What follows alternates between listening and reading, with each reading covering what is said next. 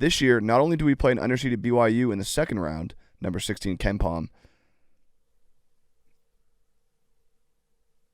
Oh, no. On today's Pardon My Take, we have our good friend Mark Titus on to break down the entire bracket. We've had a couple nights to sleep on it, figure out where we're going with our picks, storylines, everything to get you ready for Thursday morning, one of the best days of the year. We are going to do Hot Seat Cool Throne. We are doing hashtag Madonline, correct, Hank? Yep. Also, I finished the Patriots documentary. I don't know if you guys did. I did. We could maybe do some cherry on top because holy shit, did they really take down Belichick? Yeah, the last two episodes were Woo! Abomination. Yeah, so we'll talk about all of that and some more tournament thoughts before we do all of that. DraftKings, the thrill and excitement of March Mania is here, and DraftKings Sportsbook, one of America's top-rated sportsbook apps, is giving new customers a shot to turn $5 into $150 instantly in bonus bets with any college basketball bet.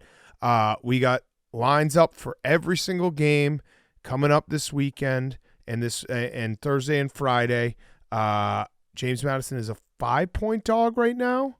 Is that right? 5-point dog? Last I saw, they were 4.5. 4.5, 5. It might be 5. We also have Oakland is 13.5 to Kentucky. There's some big lines out there. Also McNeese +6. We're going to talk about McNeese with Titus against Gonzaga. North Carolina listeners, don't forget DraftKings Sportsbook is now live in your state.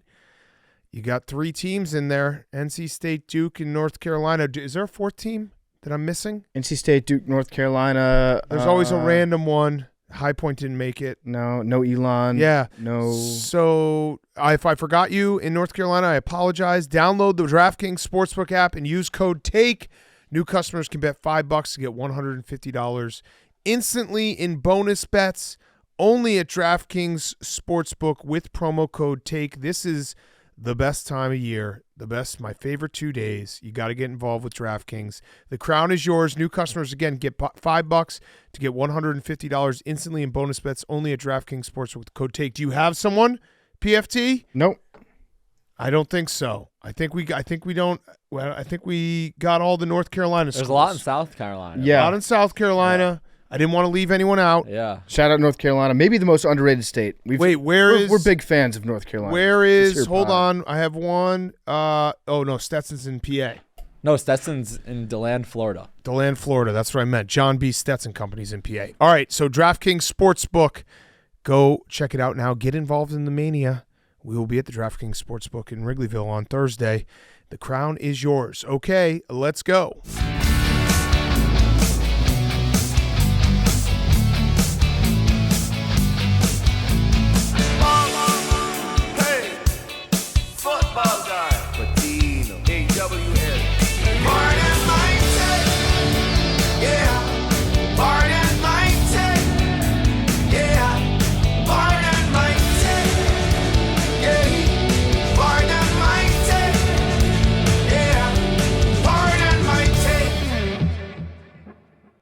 Welcome to Pardon My Take, presented by DraftKings Sportsbook. New customers can bet $5 to get $150 instantly in bonus bets only at DraftKings Sportsbook with code TAKE.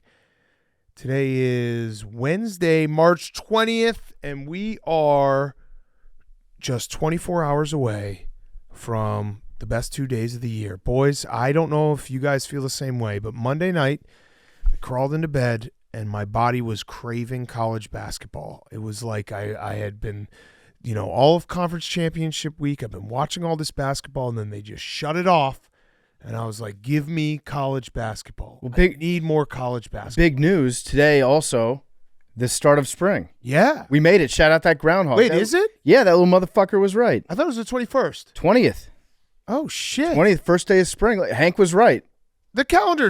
We're done with winter. The calendar's so stupid. The start of spring is St. Patrick's Day. There should be sports that go along with the changing of the season. It's St. Patrick's Day is start of spring. Start of summer is Kentucky Derby Day. Start of fall is week 0 college football. Start of winter is Halloween, Christmas.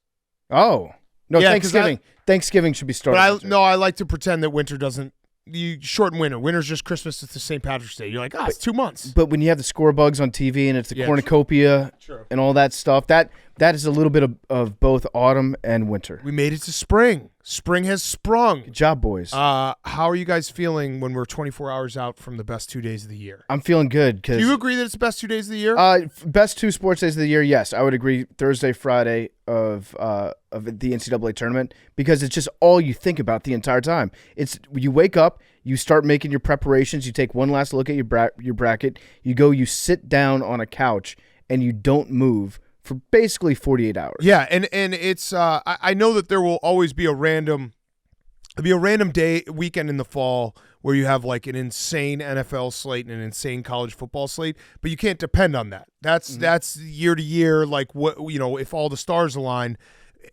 This is just it. I think underrated. The second best is the 2 weeks of the first round of NBA and NHL playoffs, where every night there's a game that matters. And okay, I agree with that. But if it's the first 2 rounds of the NBA playoffs, there's a lot of blowouts. Yeah. A lot of blowouts. But you have NHL. You do have NHL as well. You have NHL. They should, we spend a lot of time talking about how the Monday after the Super Bowl should be a national holiday. Thursday and Friday should have Thanksgiving rules. Absolutely. People pretend to work on Thursday and Friday, which actually, you know what? I'm talking myself out of it. I think the holiday of this Thursday and Friday is that you get paid for going to work, but you just don't work. Yeah, you don't work. It's an unspoken holiday. Shout out the Boss Button. Remember when they unveiled the Boss Button in like 2006 or something, or 7, and there's just like, you can click on it and it has Excel pop up. Yeah, I hit that one time. I think it was my professor was like, "Why are you looking at a spreadsheet?" Yeah, this is an English lit class. Yeah, in my first job there, I remember there's like, you don't use Excel. Yeah, what's Excel? You don't know how to use Excel. Maybe you didn't read my resume. I said I was proficient. Yeah. Me being proficient in Excel is knowing the website for the Boss Button. Shout out 99% of the world who has put proficient in Microsoft Excel on their resume. That's just a must-have. That doesn't mean shit. Mm-hmm. Have you ever seen the Excel like Olympics? Yeah, they're sick. They're basically like musicians. No keyboard. Yeah. They just use a mouse. No mouse. Just keyboard. They're like piano players. Yeah. With the speed that they go. Yeah. Oh, I actually saw it. Oh man. Since we're down this rabbit hole, fuck, I got to try to find it. It was a Monday reading that I saw that was probably the most diabolical thing I've ever seen. Someone fill in while I find it. Oh, okay, got it. Someone in IT trolled me for over a decade. Have I any recourse? I work in a medium-sized firm. Between 2014 and January 2024, I found myself constantly making mistakes while working.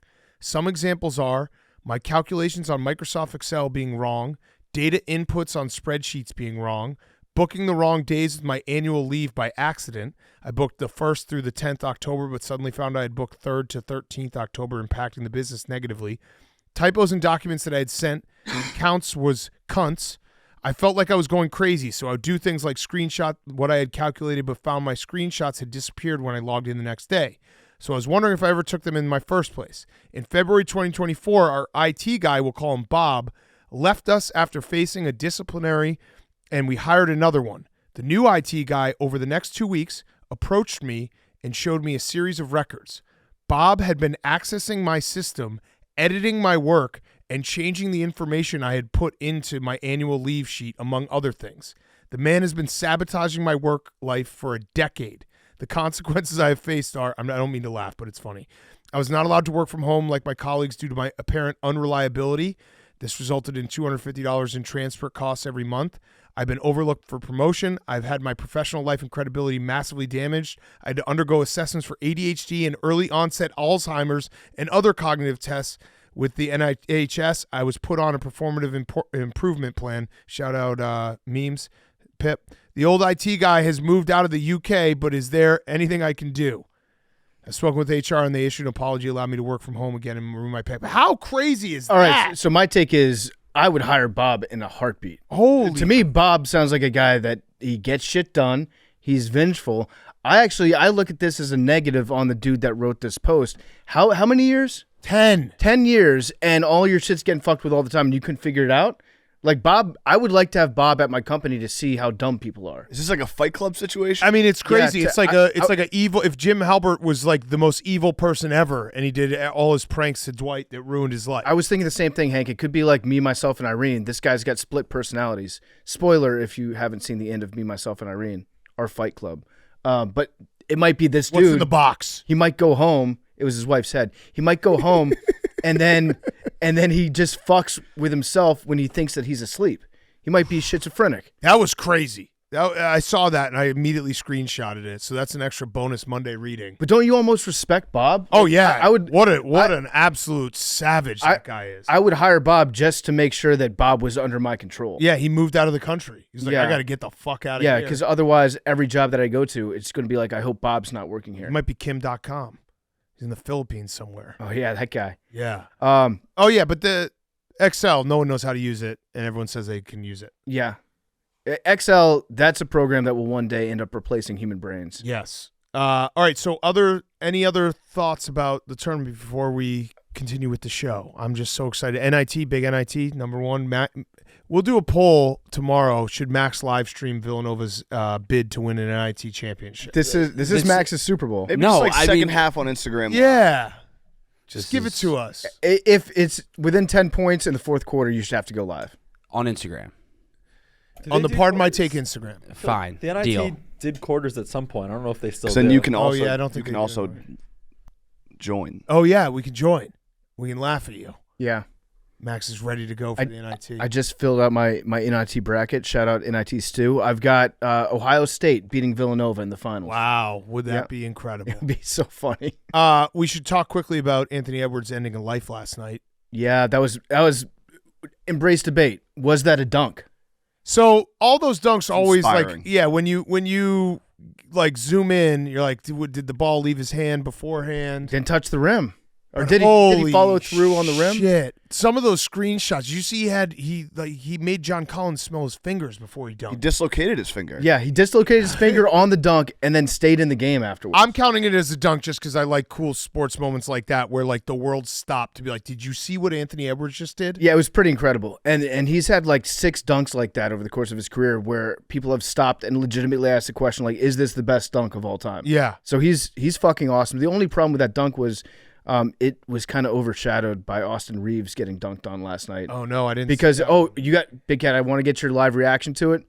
There was a teabagging. Oh no. There was a teabagging. And they asked Austin Reeves after the game what it was like from his vantage point. He was like, nobody wants to see that from my vantage point. No one wants to see that. We also should mention. Wait, hold on. Jalen Johnson on Austin Reeves. Oh no! It was Johnson. The fallback is the problem. It was literally Johnson on Reeves. I would, if I were Austin Reeves, I'd try to headbutt his dick. You bite it off. Yeah, there's only one move. I would never get dunked on like this. I just want to say that right now. No, I would. Because I would foul way before that. Well, I have pride in my rim protection. Yeah, I would just No tackle easy him. buckets. Tackle him before that. Oh man, Yeah. it looked like he actually was hitting a hurdle.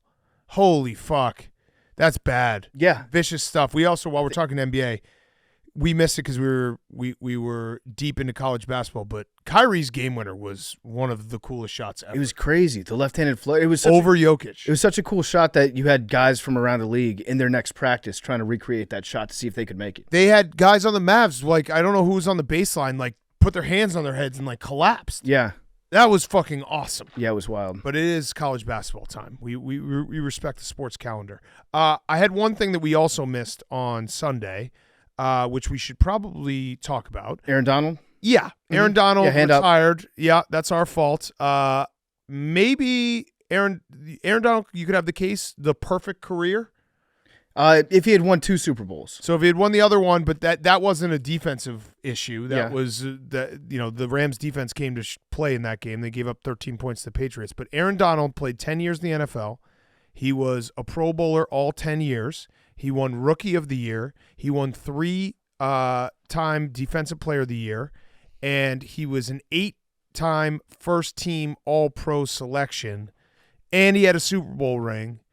And he had some crazy-ass stats like for the last 6 years, Aaron Donald faced 1,797 double teams, 150 more than anyone else in the defensive field. Mhm. Yet he still led all defensive tackles in pass rush win rate during that span at 26%. Hank. He also was responsible, like highest of highs, most viral, best interview on this podcast ever, as well as one of the worst. Yeah. Yeah, that's right. There's Oh, probably yeah. him and John Cena in terms of like really good interviews while also having really bad interviews. And then remember, he was on that other podcast where they asked him just football questions, and he kept being like, "I'm just here to talk about Epsom salts. Yeah. Like I want to talk about this Epsom salt." That was company." on this. Yeah, that was when we interviewed him at the Super Bowl in Miami, and it was incredible. Meme's whole career was based on that interview with me mean Pip? calling him a pussy.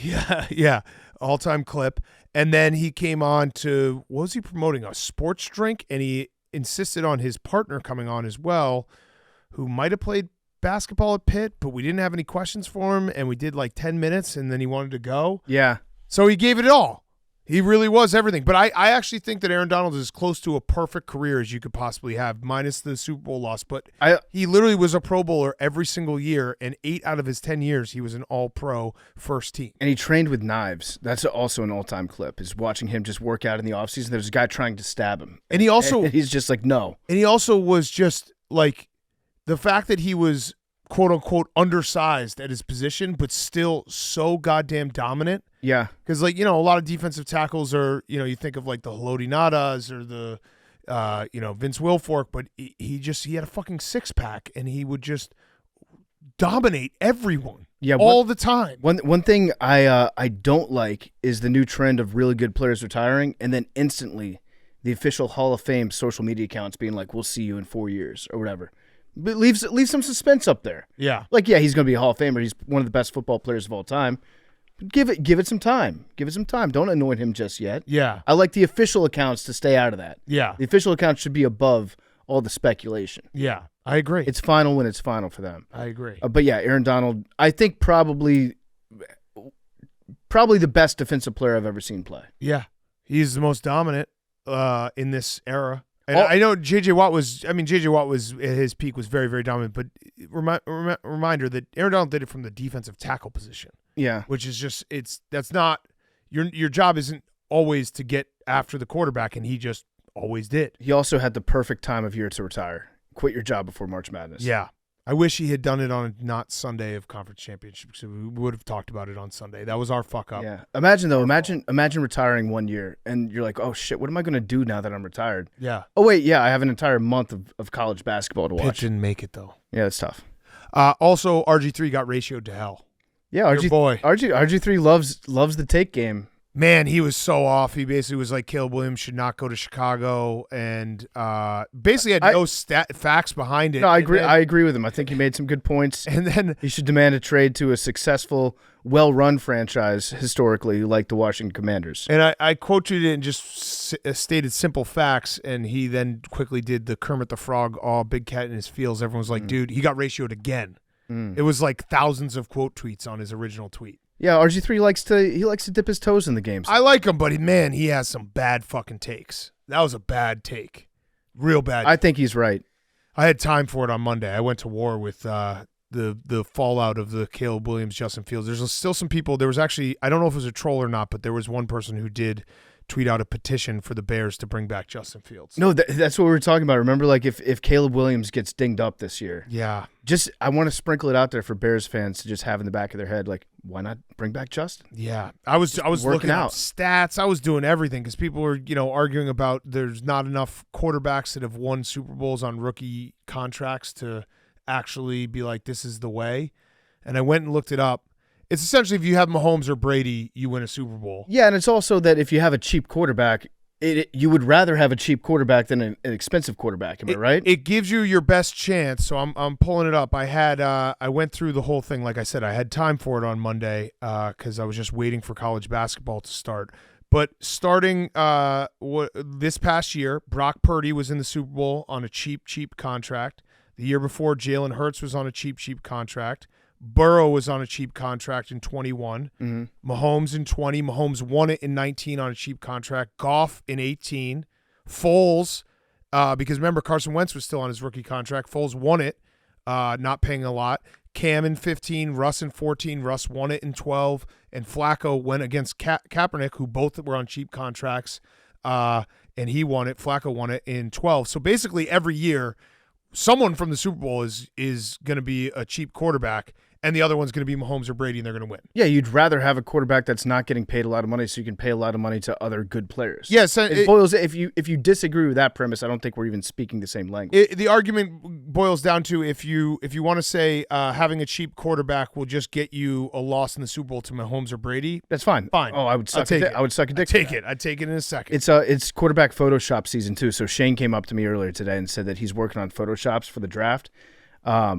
And so I was like, just give me all the quarterback Photoshops. Just make me a Caleb Williams one, just so I can look at it. Yeah. Caleb Williams DC one. I just want to have that on deck. You looked at it? I looked at it, and it looks pretty good. That's mine. I agree with RG3. That's mine. Hank, while we're talking about Brady and Mahomes, the Patriots Dynasty documentary has concluded. Yep. Wow, was that a hit piece on Bill Belichick? Yeah. Mm-hmm. Big time. Holy Now, shit. I'll say this. It was very clearly pointed, and it was meant to make Robert Kraft look like the benevolent father Who kept it all who together. kept it all together, Calling him Tommy constantly. which is very creepy every time he says it. And then it made Belichick look like he was like abusive. They made him look like he was abusive and negligent. And the only thing that I would say to Bill would be he didn't do a very good job of acquitting himself in those interviews. Like when they asked him the tough questions, he would just be like, I don't want to talk about that right now, which made him look worse than I think the actual situation was. But Bill Belichick's not like an open book. He didn't want to be doing the documentary. If he had just been like a little bit more gregarious, if he had explained like one or two things more in depth rather than just sitting there, and we don't know what they cut out. Too. Right. We don't know what they cut out. Yep. Right. But from what they used, he just seemed like he would rather be anywhere else than answering those questions, which ended up making him look worse. But I Intentionally. I loved some of those answers when they asked him, what did you think about Tom Brady's performance in the Super Bowl against the Eagles? And he's like, well, their offense scored more than us, so give credit to their coaches. Yeah, so the Malcolm Butler thing it still is weird to this day. Obviously. So weird. But they also, they set that season up to make it seem like all the players hated. They didn't want to be there. All those players came back. They made it to the Super Bowl that year, almost won. They won a Super Bowl the next year, and then They did give Belichick credit for that Super Bowl against the Rams. But then they also made it seem like, well, because Bill did good, I told Tommy knew like I had to sign Belichick. Like it almost made him seem like he was mad about the fact that they had won a Super Bowl. and then that he was like, well, that kind of decided the fate. Like we had to go with Bill. right. It made it seem like they were going to fire Belichick if he lost that Super Bowl, which I don't think was ever going to happen. Right.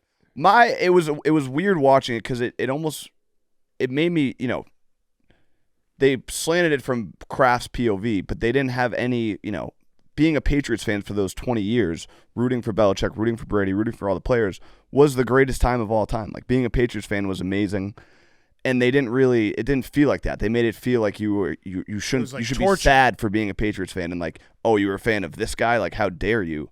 So that part made me sad, where it was like, this was the greatest run of all time, and they're not making it feel like that. Yeah, the weird part to me is like I've been consistent when everyone's like Brady or Belichick. It's like, well, the player is obviously the most important thing. Like when we talked to Diana Rossini and she was like, the Patriot way is like, the Patriot way is having Tom Brady, just like the Chiefs way is having Patrick Mahomes. If you have the best quarterback in the game, it doesn't really matter. Like everything else kind of works. But so I don't think most people don't say like, oh, it's Belichick over Brady. They're like, yeah, the player, he's the greatest quarterback. Like that's the guy.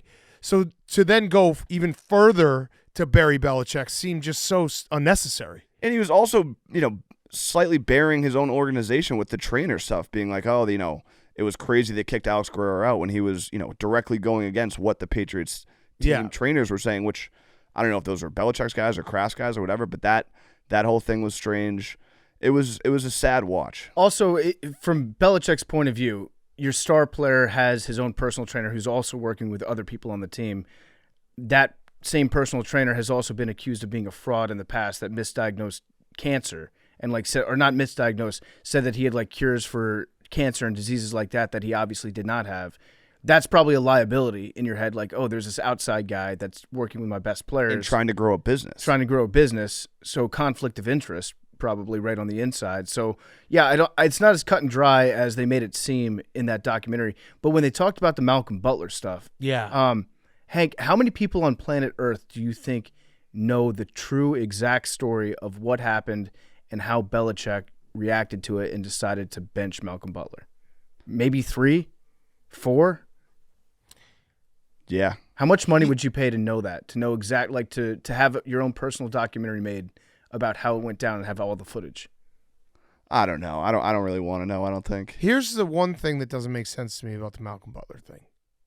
Malcolm Butler has never said what he did, right? Right. So it has to be something that people will be like, whoa. You know what I mean? Like, Malcolm Butler's in a good spot right now because everyone's like, we don't know why he got benched. Yeah. Belichick will never say it. Malcolm Butler will never say it. So your mind can just be like, Belichick fucked up. But doesn't it feel like if you got benched in that position and you literally did nothing, wouldn't you just be like, I don't, like, here's everything I did and there's nothing here?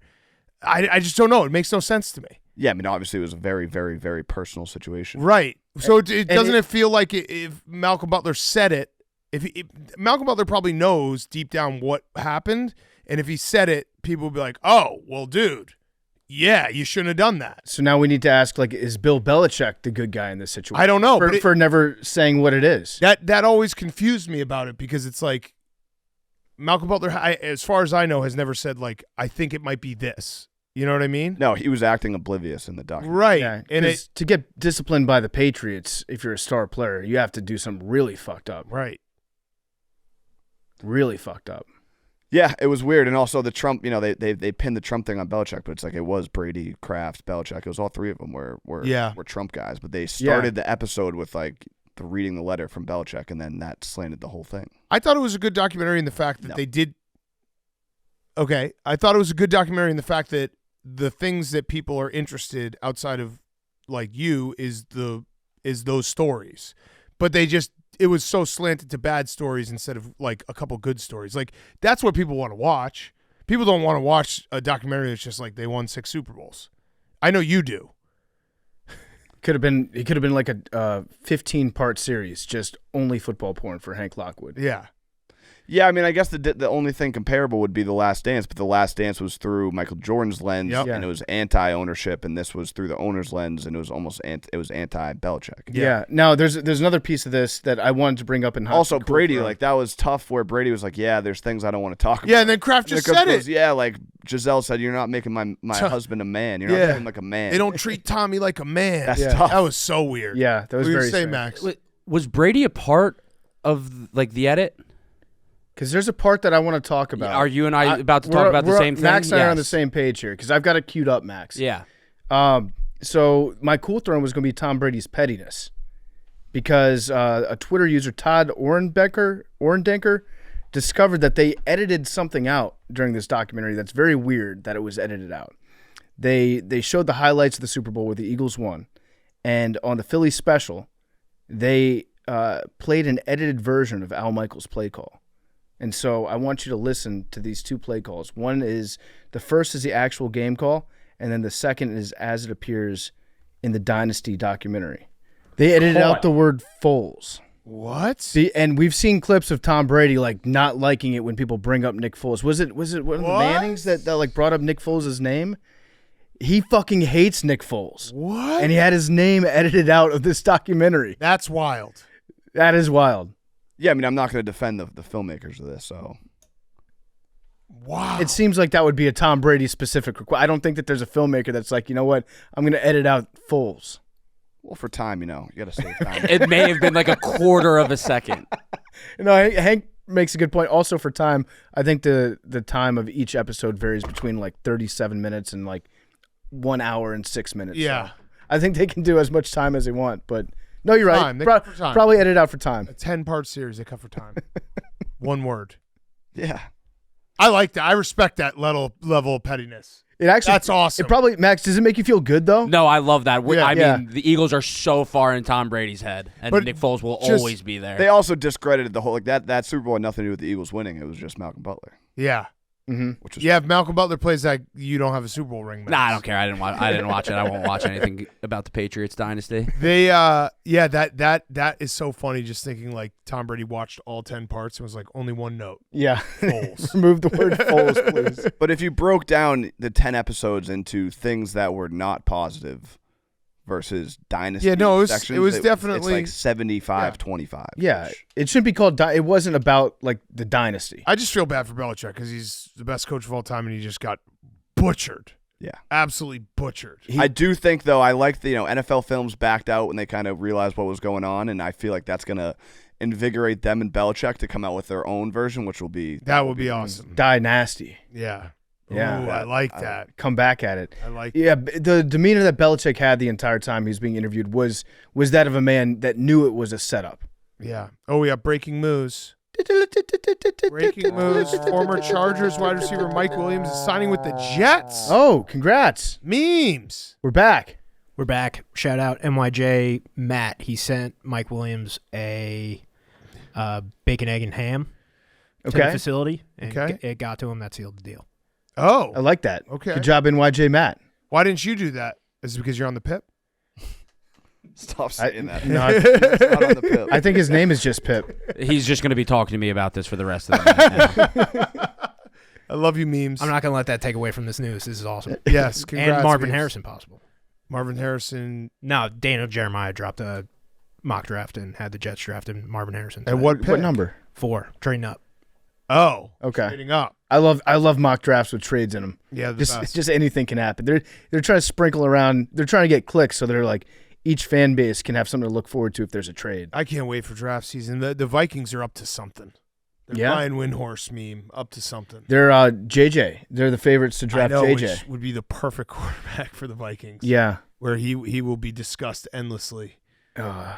Justin Jefferson's not going to be happy with that. Yeah. Okay, let's do Hot Seat Cool Throne, and then we'll get to Mark Titus talk brackets. Hot Seat Cool Throne is presented by Coors Light. From day-to-day annoyances to the big stuff life throws your way, it's easy to get worked up, but there's a better way, a chiller way. Turn that canceled concert into a parking lot dance party. Too cold for an ocean swim? Play volleyball and light a bonfire instead. That's choosing chill. And when you choose chill, reach for a Coors Light. When the mountains turn blue, it's as cold as the Rockies. And we have something very special because today, as we're taping this on Tuesday, it is the start of the Choose Chill calendar brought to you by Coors Light. And when you're listening to this on Wednesday, it's day 2 of the tournament, so we get to open up both day 1 and 2 of the Choose Chill calendar. Oh, look at this. Look at that. That's nice. That's incredible. All right, so open up 1 and 2 for us, PFT. On the Chillalander? In the Choose Chill calendar. Don't let your bracket break you. I had to beat Hank's ass because he tried to open up the first day early. Okay, what is that? Patience. That looks we've like got some pencils. Some pencils here. It says pick by team on one pencil, pick by uniform. Oh, I like that. So it helps you with your bracket. Yeah, and then on the second day. On the second day. What do we have here? Choose Chill calendar. Ooh. Oh, an eraser. Yes. Everyone makes mistakes. I like that. So the Choose Chill calendar, love it, from Coors Light. They're always coming up with the best ideas. This is for don't let your bracket break you. Choose Chill. So when you choose to rise above it all, choose Chill, choose Coors Light. Get Coors Light delivered straight to your door with Instacart by going to CoorsLight.com/take. Celebrate responsibly. Coors Brewing Company, Golden, Colorado. Hank, your Hot Seat Cool Throne. My hot seat was going to be John Collins, so I'll go with my other one, which I'm kind of scared to talk about, but Boeing. Yeah. Boeing is on the hot seat, allegedly, I guess I'll say. No, they're on the hot seat. They're on the hot seat. There was a whistleblower, John Barnett, who was doing a deposition. He worked for Boeing. He had all the inside secrets at one of their plants or factories or whatever. He did a whole testimony kind of going through what he said. I guess he was reciting a lot of stuff off memory, and that scared the Boeing lawyers. He was supposed to drive home. Boeing lawyers asked him to stay one more day to finish his testimony, and then his body was found the morning of 3/9 dead. Yeah, he was allegedly from suicide, even though he told his family, if I die, it's not suicide. He was suicided. And there was another thing that happened. I think it was a flight from New Zealand where the plane dipped, like it dropped for about 30 seconds, and everybody on board was certain they were going to crash. And the Boeing explanation of what actually happened on that plane was that a stewardess hit one of the buttons on the seat, which made the plane drop. I am like not putting your phone in airplane mode. Yeah, I'm not an expert on planes. I do know more than I think the standard fly sexual out there, but there's not a button on a seat that makes the plane crash. That would be a bad button to include on a plane. I did used to think when I was a little kid that my Game Boy could control the plane. Yeah, 'Cause no, they were that turning it part's off. true. And I was like, I have to turn it off because I could just be like left. Plane goes left. That part's true. Really dumb stuff from a kid. But yeah, Boeing, not a great week to be Boeing. No. And I'm worried about you, Hank. That was Henry Lockwood who said that. He So lives on. Allegedly. He does have information pertaining to the arrest and subsequent conviction of Hillary Clinton as well. Please if, contact if him. you're looking at him. But don't do it at work. Nope. If I die, it's not suicide. And then my cool throne. If I die, it's not suicide as well. If I die, it's not suicide. It's Anyone another else? Unless Billy gets elected president, then I will. If I die, Commit. it's not suicide. Okay. cool. Kate Middleton. Yeah. Mm-hmm. She's alive. Is she? No BBL. What do you Is mean? she? Is she? What do you mean Embrace the she's bait. alive? How do you know? Is she? There was pictures of her out with her family. Was that real? Her? Oh, the blurry picture, the Bigfoot quality footage? Is she? What do you guys think? I don't think so. I think she might be alive. I don't think that was her. I think they just keep putting these things out there to try to get us off the case. Any AWLs out there that have had a Brazilian butt lift, let us know, first, how it turned out. Second of all, how long it took for you to be out in public again, because I'm pretty sure that it's not like 4 months. Wasn't the throne supposed to announce something? Didn't they have like an announcement coming? Yeah. King Charles might be dead? And it seems that I think it was like Sputnik over in Russia that reported that King Charles was dead, and then England had to be like, psych, he's not dead. That's fake news. But the British people are fucking weirdos. King Charles could be dead. Like, he could have died on Saturday, and they'll just have him laying in that bed, giving him little kisses and being like, we love you. Are we gonna do the thing that we did during football season where we like delayed kickoff of week 1 to all cry for the Queen? You remember Fuck that? no. Well, are we gonna do that again for Charles? Also, I'll just say, if King Charles did die, like, dude, what the fuck? You waited how long? If Your King- mom lived to be like 100 years old. You waited 50 years to become king, and then you just, damn, dude. If he Hold on to is- that shit longer. If he is dead, I'm taking Alabama to lose in the first round of Charleston, though. Yeah, I'd agree. You got to think of the edge in that situation. I also I kind of love the royal family because they're the quintessential, like, you can just make fun of them because you can punch up to those people yeah, all day. maybe that's what they're there for. Don't feel bad. They're not really there to give hope and meaning and optimism to the British people. Maybe they're just there to have like a group of people that you can just make fun of. Yeah, we can all the make time. fun of them. I mean, Yeah. We're American. We can make fun of them all we want. Yeah.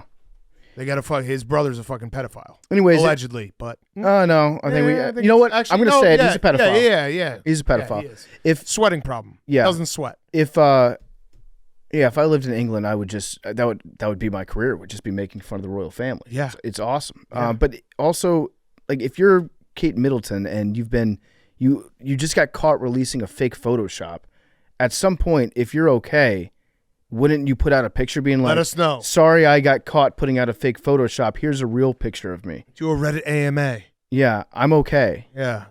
With today's date. Okay. Good hot seat, cool throne, Hank. Thanks. PFT. My hot seat is the NIT Oh. because Tom Crean, I think he cried on TV when they announced the brackets. And we love Tom. We love Tom Crean. I like his passion. I admire his passion. But he's just saying, like, coaches should demand to get better. And then somebody brought up the fact that Yeah, his I last saw year at this. Indiana, they had the opportunity to host an NIT game, and they declined hosting it because they thought hosting an NIT game would be beneath the University of Indiana. Yeah. You know what Dockich would say to that? My ass. My ass. Fucking my ass. My ass. But now, to be fair to Tom Crean, I believe that was right before he was about to be fired. It was the AD's call. Right when we had him on. Yeah, it wasn't Tom Crean's call. Yeah. So we're getting all the facts around the situation, but people are upset at Tom Crean. I agree. Like, if you're a college basketball coach, you probably want to coach more basketball. Yeah, Now, if you're a Let him player, play. you probably don't want to play. I don't know. I've always assumed the NIT, like, if you're a player who's maybe not a starter or someone's going to the NBA, but if you're someone who, like, wants to get better, like, playing more basketball is good, Mhm. right? Yeah. Like, if you want to cement your job for next year, it's like bowl games. Everyone shits on bowl games. That's an extra 3 weeks of practice for these college football teams that, like, all these young guys, opt-outs, young guys get a chance. Listen, I want to watch more college basketball. Yeah. I'm always in favor of I having bet the NIT. just more sports on. Yeah.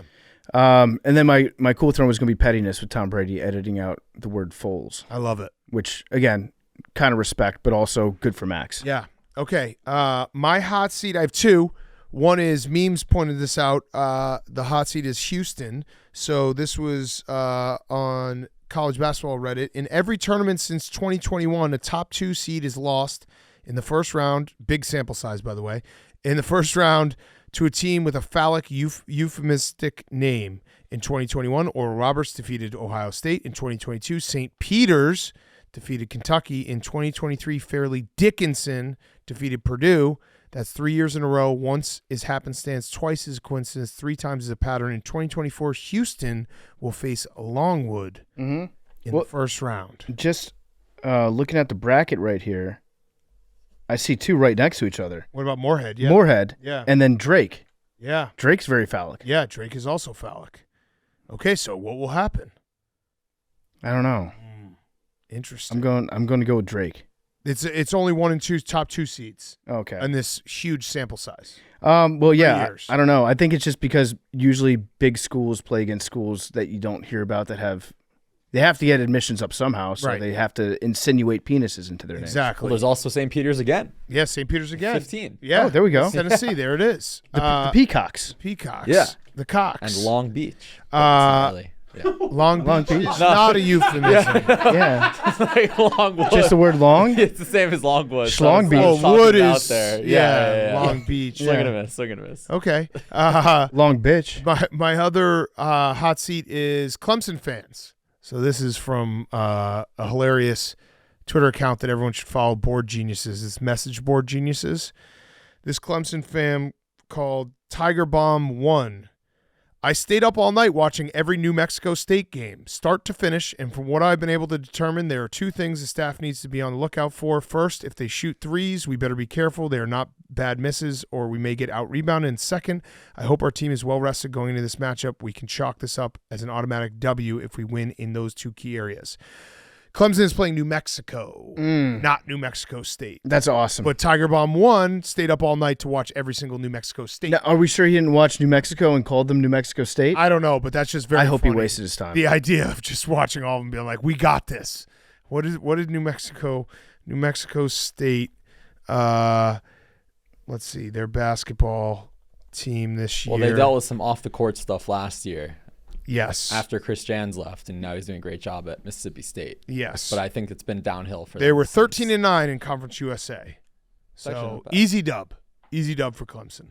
My cool throne is Jim Harbaugh, who did, in the most Jim Harbaugh way ever, a garage sale at his house in Ann Arbor. Is this common when coaches get fired or they leave to go somewhere else? For Jim Harbaugh, it they is. just sell all their shit? The man who has millions and millions of dollars is like, well, he doesn't waste things. He doesn't waste a nut. He would probably win the Excel Olympics. Yes, for sure. He's proficient in Excel. I just love the visual of Jim Harbaugh being like, here's all my junk, because he's going to get good prices for it. Yeah, it's not a bargain hunter's dream. The khakis would probably go for like $500 a piece. Oh, man. Game 1 khakis? He probably has like some dips of Skull that have just like a little bit left in them. And he's like, fuck it, sell those too. When we next interview Jim Harbaugh in person, we got to ask for some game-worn khakis. Yeah. I bet you he'd give them to us. I think so. Some of the transition lenses too. A mock turtleneck. Yeah. The whole deal. I would like that. Jake. My hot seat is us here on Part of My Take because we have some new competition in the sports podcasting world. Yeah, Lou Holtz. LeBron James has started his own podcast with JJ Redick called Mind the Game. Mm-hmm. You'll never guess this, but their first episode, you ready for this? Are you sitting down? You sitting down? I'm down. They were drinking wine. Oh, really? Yeah. Good for them. That's just what average guys do when they podcast. I would actually listen to a LeBron James podcast if the topic every day was who's the GOAT, MJ or LeBron. Yeah. And they just broke it down in a different way every single time. Topic 1, who's the GOAT? Topic 2, remember when you gave your 5-year-old daughter wine? Yeah. Topic 3, you remember when you showed your penis on national television? Yeah. I would People listen to forget every day. that. People Yeah. forget about LeBron just Flashed us all. flashing America, including youngsters. Yeah. Well, they started as asking a very simple question. What makes a great basketball player? What was the answer? I don't know. I'm just reading the synopsis. Okay. Being 6'8", Being able to shoot the ball in the hoop. wine. Yeah. Yeah, they had 2 bottles of wine on the table. Okay. Yeah, my cool throne is baseball. Happy opening day. We talked about it with Stanford Steve a little bit, but we have Opening day in South Korea between the Dodgers and the Padres at 6:30 a.m. Eastern time. Way to stay relevant, baseball. Hey, it's not going against March Madness. Kind of is. But it's not. The timing. It's in the spirit of it. Yeah. Yeah. It's a crazy move. What do you say, Max? I need to add this. Did you see Jose Alvarado? No. He's a pitcher for the Phillies. He's a larger man. They asked about the power coming from his legs and if that helps him with his velocity. And he talked about how he's a big grizzly bear. And then he said, "I'm fucking fat." Or wait, fuck, I fucked it up. Well, you're fat too, so. Yeah. Wait. He goes. Wait, Come on, I Max. just had it up. Come on, Max. While he's waiting, yeah. So You had your 6:05 a.m. Eastern, Dodgers Padres in South Korea. In other baseball news, did anybody see Chapman's Instagram post that he put up a couple days ago? He likes his mom's breasts. He likes his mom's breasts a lot. Yeah. Isn't that just nature? Way more. Well, usually you grow out of that, 37 years ago? How old is he? He's older and 36 years. Yeah, usually you would grow out of that 35 years ago. He was honking him. He was really into his mom's boobs. Yeah. He was honking. That is the source of life. He was fondling. He's a weird dude. It was very strange. He's a weird dude. That might have been the weirdest, self-promoted Instagram video of all time. Yeah. Maybe it's cultural. Dude, is that what happens in Cuba? I don't know. I'm just trying to help him out. He did win a World Series for me. Max, give us the quote. Bro, I feel like a fat boy. I'm fucking fat. Can you send me that clip, please? Yeah, it's the best. He's awesome. Yeah. Okay. Good hot seat, cool thrones, guys. Let's get to our interview with Mark Titus. We're going to break down the whole bracket. Before we do that, if you're trying to go to a March Madness game, Game Time. Did you know that you can get tickets to any of the basketball games coming up on Game Time? Can you pull up our game, PFT, on Game Time real quick? Yep. With Game Time, the official ticketing partner of Barstool Sports, you shouldn't have to worry when you buy tickets to your next big event. Game Time is a fast and easy way to buy tickets to all the sports, music, comedy, and theater events near you. They have flash deals for sudden discounts, zone deals for when you're feeling flexible, and their lowest price guarantee means that if you can find the same seats for less anywhere else, Game Time will credit you 110% of the difference. Game Time is the best place for last-minute seats up to 60% of your favorite events. What are you waiting for? PFT is going to buy tickets for Friday night in the Barclays. In the door, 172. 172. See some awesome James Madison verse, and you also get the session. Yeah, you get Duke Vermont as well. So take the guesswork out of buying tickets with Game Time. Download the Game Time app, create an account, use code PMT for $20 off your first purchase. Terms apply. Download the Game Time app today. Last minute tickets, lowest price guaranteed. We also are brought to you by our friends at Uber Eats. This is the weekend for Uber Eats. Big announcement. Did you know you can get almost anything from Uber Eats? And no, I'm not just talking about food from your favorite restaurant. Uber Eats has a full range of delivery capabilities beyond just restaurant food, like groceries, convenience, and alcohol. Whether you need ice cream, batteries, highlighters, or paper towels, or maybe all four, Uber Eats can deliver almost anything. Get grocery, alcohol, and everyday essentials in addition to the restaurant food you love. So in other words, get almost anything with Uber Eats. Order now. For alcohol, you must be legal drinking age. Please enjoy responsibly. Product availability varies by region. See app for details. This is the weekend to sit on your couch and do nothing. Get almost anything with Uber Eats delivered straight to your door. So thank you to Uber Eats. Okay, here he is, our good friend, Mark Titus. Okay, we now welcome on a very special guest, one of our favorite longtime recurring guests, 8 years running. I think he was first on the show. I believe it was March of 2016. Might have been March of 2016. Yeah, it was. I was guest number 3 or 4. 3 or 4. It is Mark Everybody Titus. was like, who the fuck is this guest? Yeah. This podcast sucks now. Our coworker. Just kidding, Mark. He's been with us now at Barstool for over a year. Yeah. Over a year. First year review. You got to work better. You got to work harder. I got to do more work. You suck. You're actually on a PIP. No, I said this last time I was here. I love it. It took a little while. Being a new guy here does suck. Yeah. I will say that. I'll be completely honest. Because I was under a microscope that I didn't necessarily think I would be under. You sort of get like a reality check of how not important you are too when you sign on to work here, because I don't think I'm the biggest guy in sports media by any stretch of the imagination, but I felt like when I came here I had like sort of some sort of reputation, or I had some sort of people kind of knew me a little bit. But then I got to Barstool, and there was just a lot of I realized I'm being introduced to a completely different audience of people that are like, who the fuck is this guy? Yeah. Mm-hmm. A lot of he's only here because he's Dan's friend, and which is true. Yeah, but also like we became friends because I was doing some shit before I got to Barstool. Yes. So that part was I was not anticipating that, but I love it here, and I think year one was awesome. So yeah. What do you have for year one was awesome as well. You have anything big for year two? Face tattoo. I'm getting a face tattoo. I think face tattoos. This is the golden era of face tattoos. They're everywhere. A lot of celebrities have them, and I just feel like maybe that's what I need to shake it up. Yeah, I've noticed that there's a lot more people, like if you're a moderately successful like punk musician now, or like a pop punk guy, you're getting teardrop tattoos on your face. We need to put something in place where we monitor. If you have a teardrop tattoo, you should have killed somebody. Mm-hmm. That's what I thought it meant. Count. Like, people are just doing it to. Now people just cool. do it because they're depressed. Do you remember when Mike Tyson got the face tattoo? Oh, We yeah. all freaked out Biggest about it. thing ever. And now, I mean, if you watch the Grammys, like half the people there have face tattoos. If you're an artist or an MMA fighter and you don't have at least neck, you're like, what have you been doing? Yeah. So. But year one I thought went great. Also, I'm so happy you've been here and joined us. I pitched you hard. What it was like 2 years ago. I was doing my Cal sitting in your living room, being like, you got to come, you got to join. And part of that was just that when we get to this week of the calendar, I didn't want to have to text you being like, hey, can you come on the show? I wanted to just be able to be like, hey, can you come on the show and just walk 5 feet and come on the show? Let me text my bosses, make sure it's okay. Yeah, so this is good. Yeah. So I'm way more prepared, I will say, for this year's NCAA tournament. That was probably the hardest part. Is like the second I signed on, it made a lot of sense for me to get hired right before the NCAA tournament because it's it's my big time, I guess.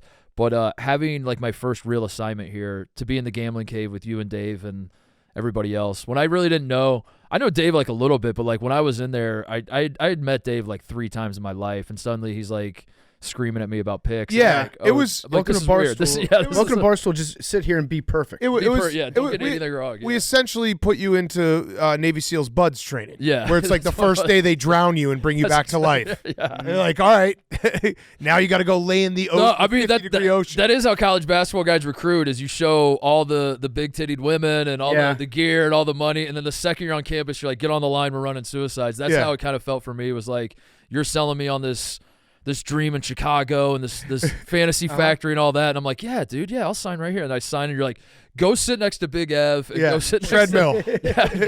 Go have Dave yell at you. And Big Ev was yelling at me. And I was like, where the fuck am I? We were just sending you links daily to smoke shows and guess that asses. And then you signed up here. You're like, okay, now you have to sit on a couch directly next to Mincy. Yeah. We hardened you. Let Mincy breathe on you for a while. I'll be better prepared this year. Who was your Final Four last year?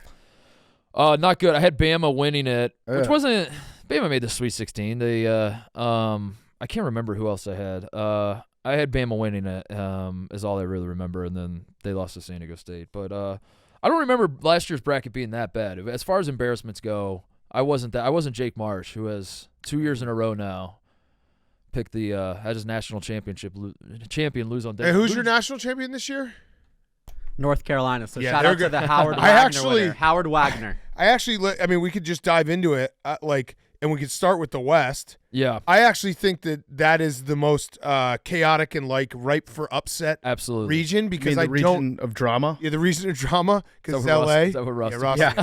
But we kind of caught him. It's LA. Yeah, and that's it. It seemed like that was he had predetermined that one.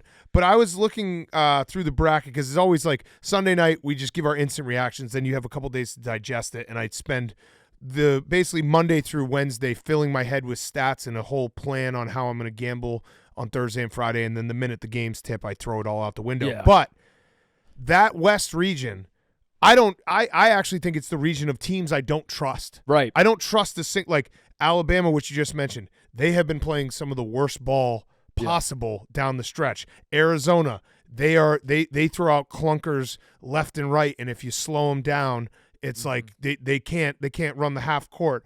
I don't trust Baylor. They turn the ball over and they're like chaotic, Baylor can look awesome one day, and then it can look like they don't know how to play basketball the next. And North Carolina is probably the weakest of the 4 1 seeds. So they definitely are. Yeah. And Bama, like you said, they don't guard anybody. I don't think Baylor guards anybody. Dayton is an interesting team in terms of like they were ranked at certain points in this season. They have Deron Holmes, who's one of the best players in the country, but they're actually as like a team not really putting it together. St. Mary's is interesting, but like the way they play so slow, and I don't know if they have the top end talent to really go on like that. I think St. Mary's can win a few games in this tournament, but when it comes to the Jimmies and Joes versus the X's and O's type thing, like I don't know if they have the horses really. Can I throw out one crazy thing in this West? Go ahead. Michigan State. I know it's hard not to. It does. They it are does feel like. If we're going to have the Izzo conversation that we have every year, it's like his team's not that good, but they overperform in March. They also, so you guys were doing your bracket show, so you weren't able to watch the CBS bracket reveal, but we were joking about it. They showed Michigan State, and someone was like, they're playing really good ball, they're just not winning games. Yeah. And so, like, you do have to win the game, but that also, they are that, like, kind of lurking team where if they could put it all together and start making shots for once, who the fuck knows? Yeah, I have my problem with this Michigan State team is I think the teams in the past, the Michigan State teams in the past that have had those runs that have not necessarily been seeded high, but have like last year's team was a 7 seed. They make the Sweet 16, right? And they didn't make the Elite Eight. Yeah, they made the Sweet 16. They lost to Kansas State in the Garden. Yeah, that's right. But they beat Marquette, who was a very good team last year, and they beat Marquette in the second round, and it sort of felt like we got a little taste of Izzo in March. Every other team, I felt like there have been stretches through the season where Michigan State has shown the promise, and then they just put it together in March. I don't feel like this year's team has really ever shown that. Yeah. There's been like no point in watching Michigan State this year where I'm like, this feels like a team that can go on a run in March. Yeah, that's the biggest difference is they felt disjointed the entire season, starting with when they lost to the Dukes to open the season. Yeah, I remember that game. It's very funny looking at this Michigan State team because like if you look at like the Ken Pom and the Bart Torvik and like they're analytically a top 25 team, but you're right, they never had that one stretch where you're like, ooh, Michigan State, watch out for them. They had like a couple. What did they beat? No, they didn't beat Purdue, did they? They beat Illinois at home. Illinois, that's that was right. like their big one. And then they beat Penn State and Michigan after that, which, neither one of those teams are all that great. And then they turned around and lost 3 in a row. So when you see them at their best, yes, it wouldn't shock me. Like if you get Michigan State at their best, they can hang with anybody. I mean, we saw it in the Big Ten tournament. They were right there with Purdue. But I haven't seen consistent, and obviously to go on runs in the NCAA tournament, you have to string together multiple good games. I haven't really seen that from Michigan State this year, so I don't know. But it is Izzo in March, and as much as like Izzo haters want to say he's won one national title and it's been a while since he's been to a Final Four and all that, it's not that Izzo goes to the Final Four every year. It's that you have situations like last year.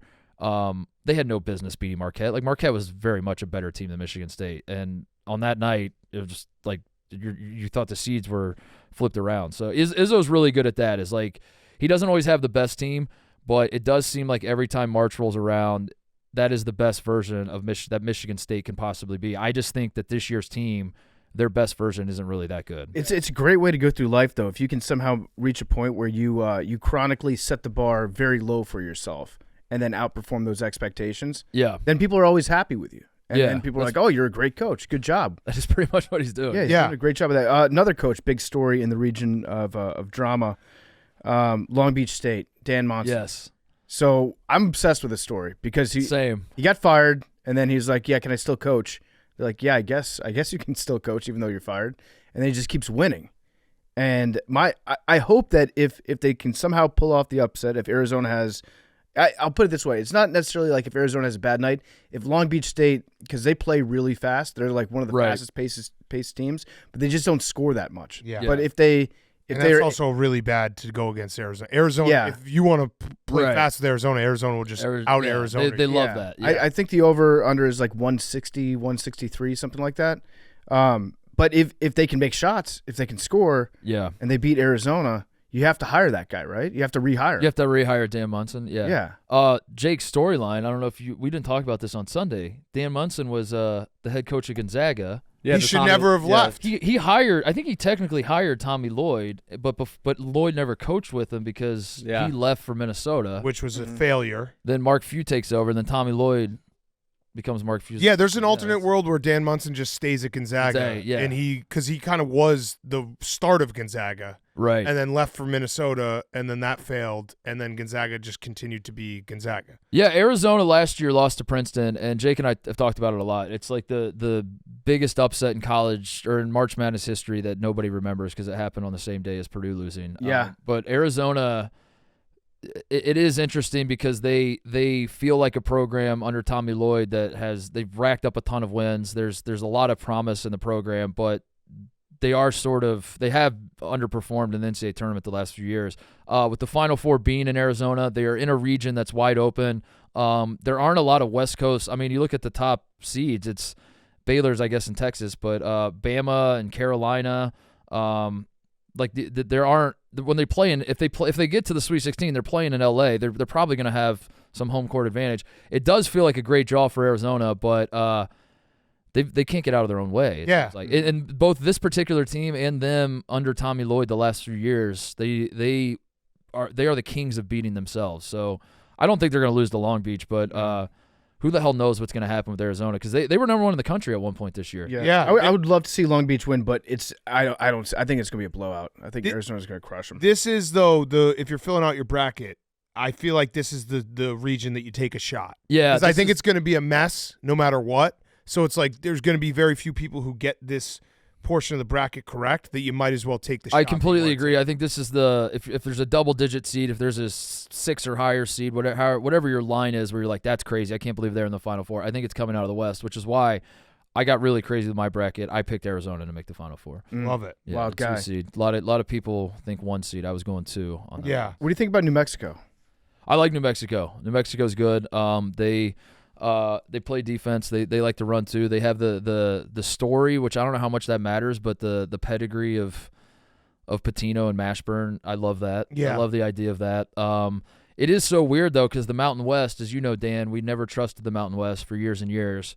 Rightfully so. I don't think the Mountain West even had a good tournament last year, but San Diego State made the national championship. Correct. So now, as a conference, I think it was one team had a good run, and that's all it really takes. Is now all of a sudden the Mountain West has 6 teams in, and I like all of them, and I think they're all very good. No, yeah, the Mountain West usually is just they're bad in the tournament. It's just a fact. And then San Diego State kind of corrected that for them. But remember that we had, I think it was 2 years ago, when the Mountain West had 4 teams in, and they were out by like 3:00 on Thursday. Yeah, and what the fuck I remember was Colorado State like Michigan. I remember there was like the David Roddy, who's like a fucking bowling ball. Love him. I love that Colorado State team, and I think they were playing Michigan in the first round. It was like a 6-11 game, and I was like, that's an upset. That's an obvious. Michigan beat the fuck out of them, if I remember right. Maybe it was a close game, but every time I talk myself into Mountain West teams, they let me down. But New Mexico, I think, has a great draw. I mean, Clemson came out of the gates hot. They have PJ Hall, who's a great player, and obviously they have a good team. But they're not playing their best basketball right now, and New Mexico kind of is. Baylor, I don't think really guards that well. So yeah, I think New Mexico has a great draw for sure. I have them going to the Sweet 16 out of that pod. What about your champion last year, Alabama? They are definitively worse than they were last year, so that gives me pause. They don't guard anybody. Like they're very soft at the rim. Florida was getting layup after layup after layup on them. And it's not that they don't guard anybody; it's that they're okay with not guarding anybody. Right. I think that rubs me the wrong way. It's not like they're a team that, like Kentucky, doesn't really guard anybody, but it sort of feels like John Calipari's losing his mind over that, and he's trying everything to get them to guard. Oh, he's got tweaks, by the way.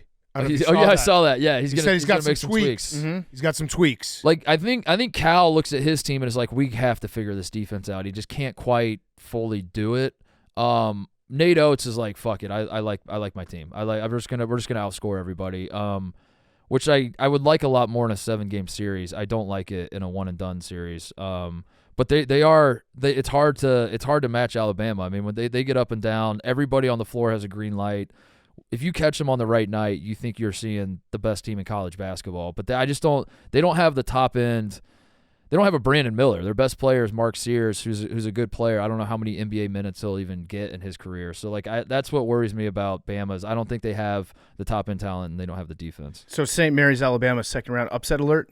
Yeah, it could be. I mean, that is about as much of a stylistic clash as you can get in college basketball. So, if St. Mary's can slow it down and frustrate Alabama. Does St. Mary's have an Australian player this year I can get behind? They have to, right? They have to, right? I need an Aussie that I need to be like, I'm obsessed with that guy. Yeah, they always do. All right, so and then the opposite of the West, going to the East, the most loaded. What did Rustin call that one? That's the region of gladiators. Gladiators. You know why? Because he likes the movie Gladiator. Yeah. It is a crazy region because you have the number 1 overall seed in UConn, and then you have like if you look at just analytically speaking, like Auburn, Illinois, and Iowa State are all top 15 teams, all grouped in that bracket. Obviously, UConn doesn't have to play all of them because Illinois and Iowa State would potentially meet before that, but they got UConn got a tough draw. I'm not saying, I mean, UConn's better than everyone, but they got a tough draw, and everyone's looking at it being like Auburn's playing great ball.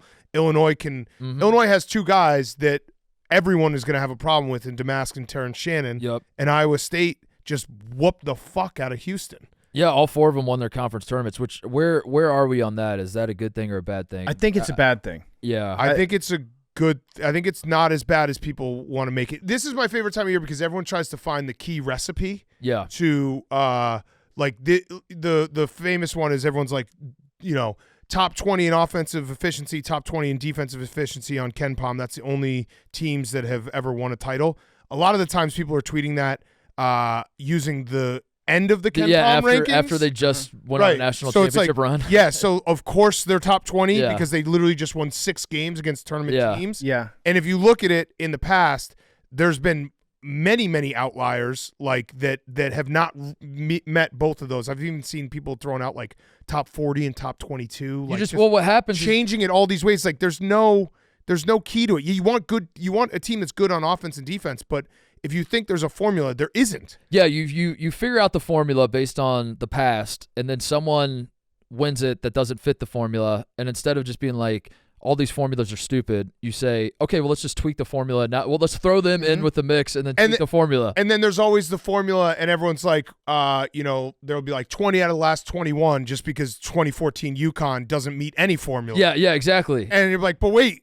They just won the title. Instead of going, well, maybe the formulas don't matter, you just put a little asterisk. Like Maryland in 2002, I remember was they had no McDonald's All-Americans. And as Maryland was like going through in 2002, it was like, I don't know if you can win a national championship if you don't have a McDonald's All-American.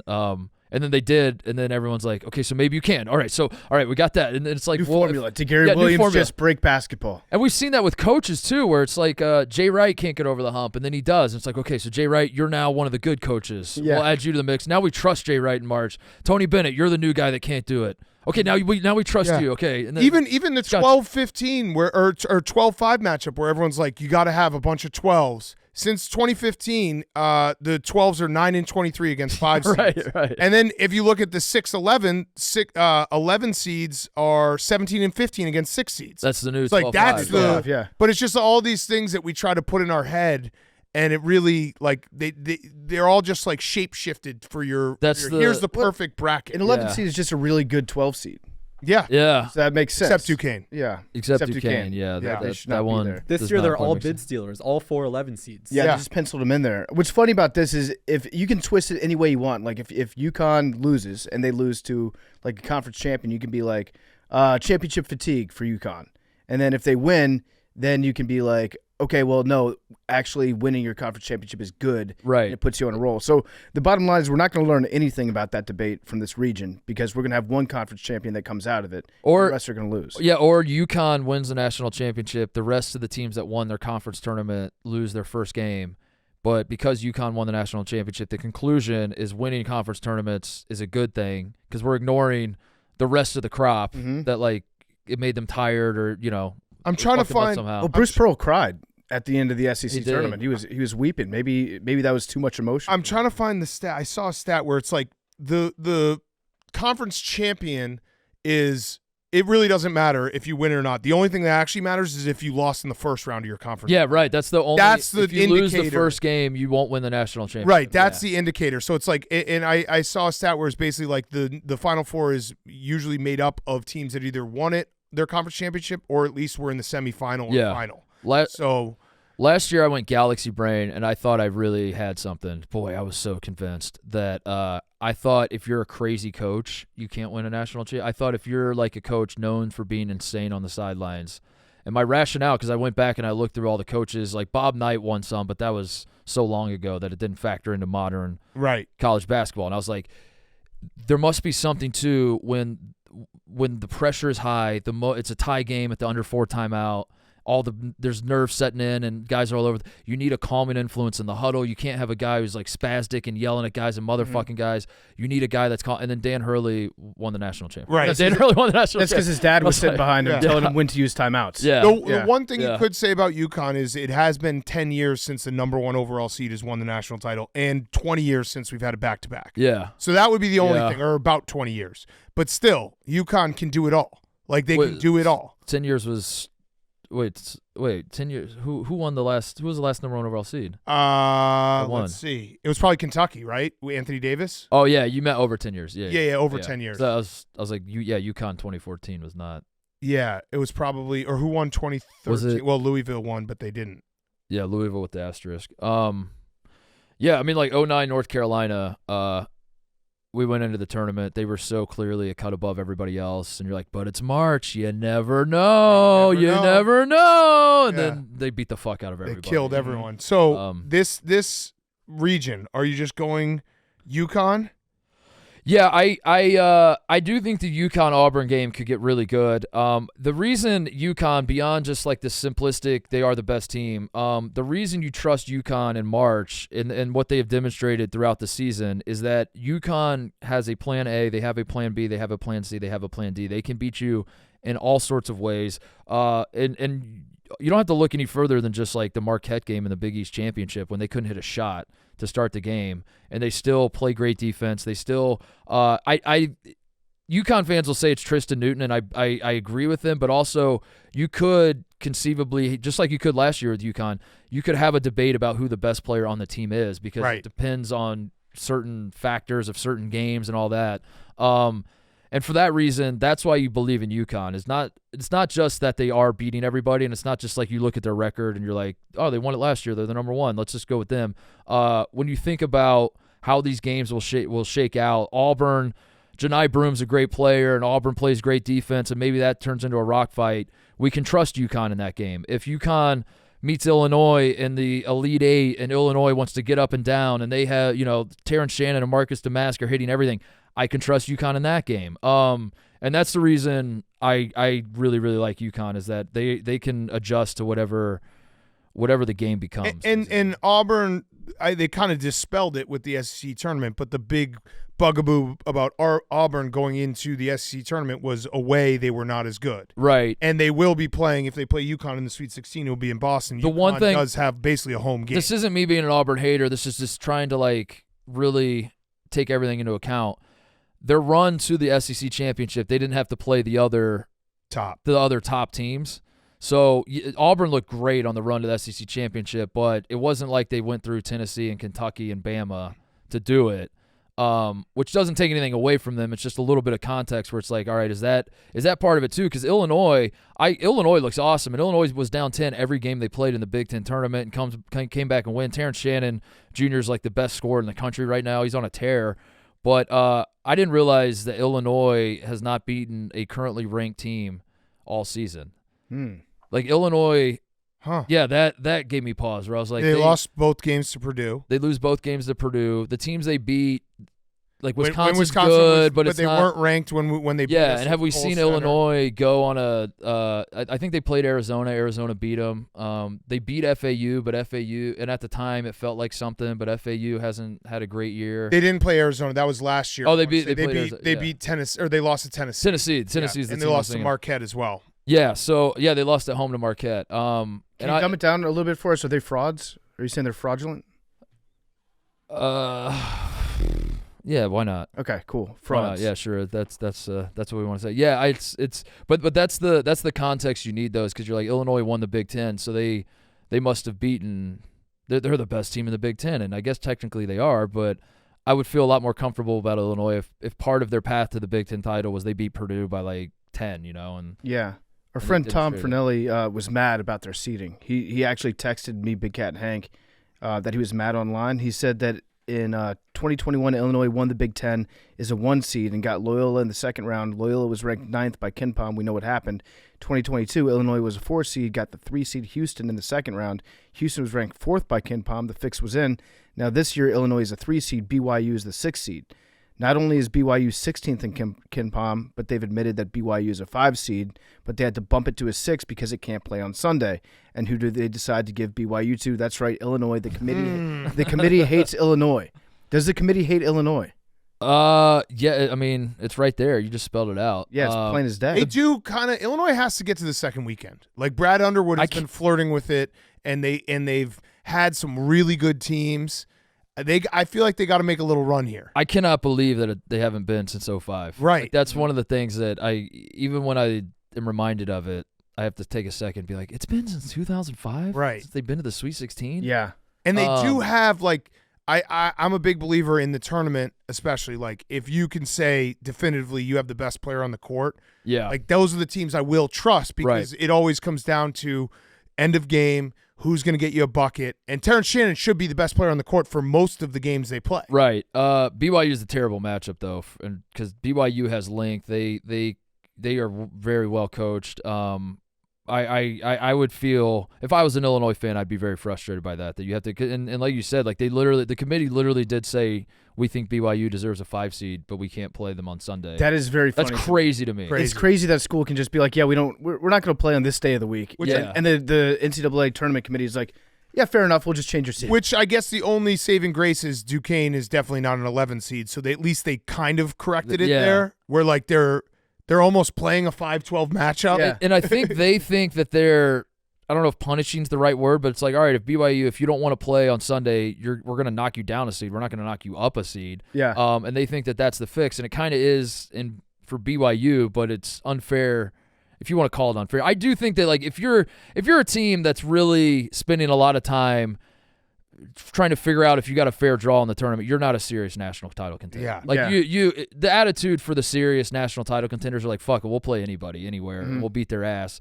The tournament turns into just such a random series of like who you end up playing against. Right. Yeah, and who's hot on the right day. Yeah. But I do feel for Illinois fans because that BYU, everybody they put on the floor is seemingly 6'5" or taller, and they're all 26 years old. Actually don't know that, but that's how most BYU teams are. They have a big boy too. On BYU, they're big guy. They got like a DJ Burns type dude that's a wrecking ball. I love that. That's fun to watch. Arizona State should be like, we are not allowed to play on Fridays because we party too much.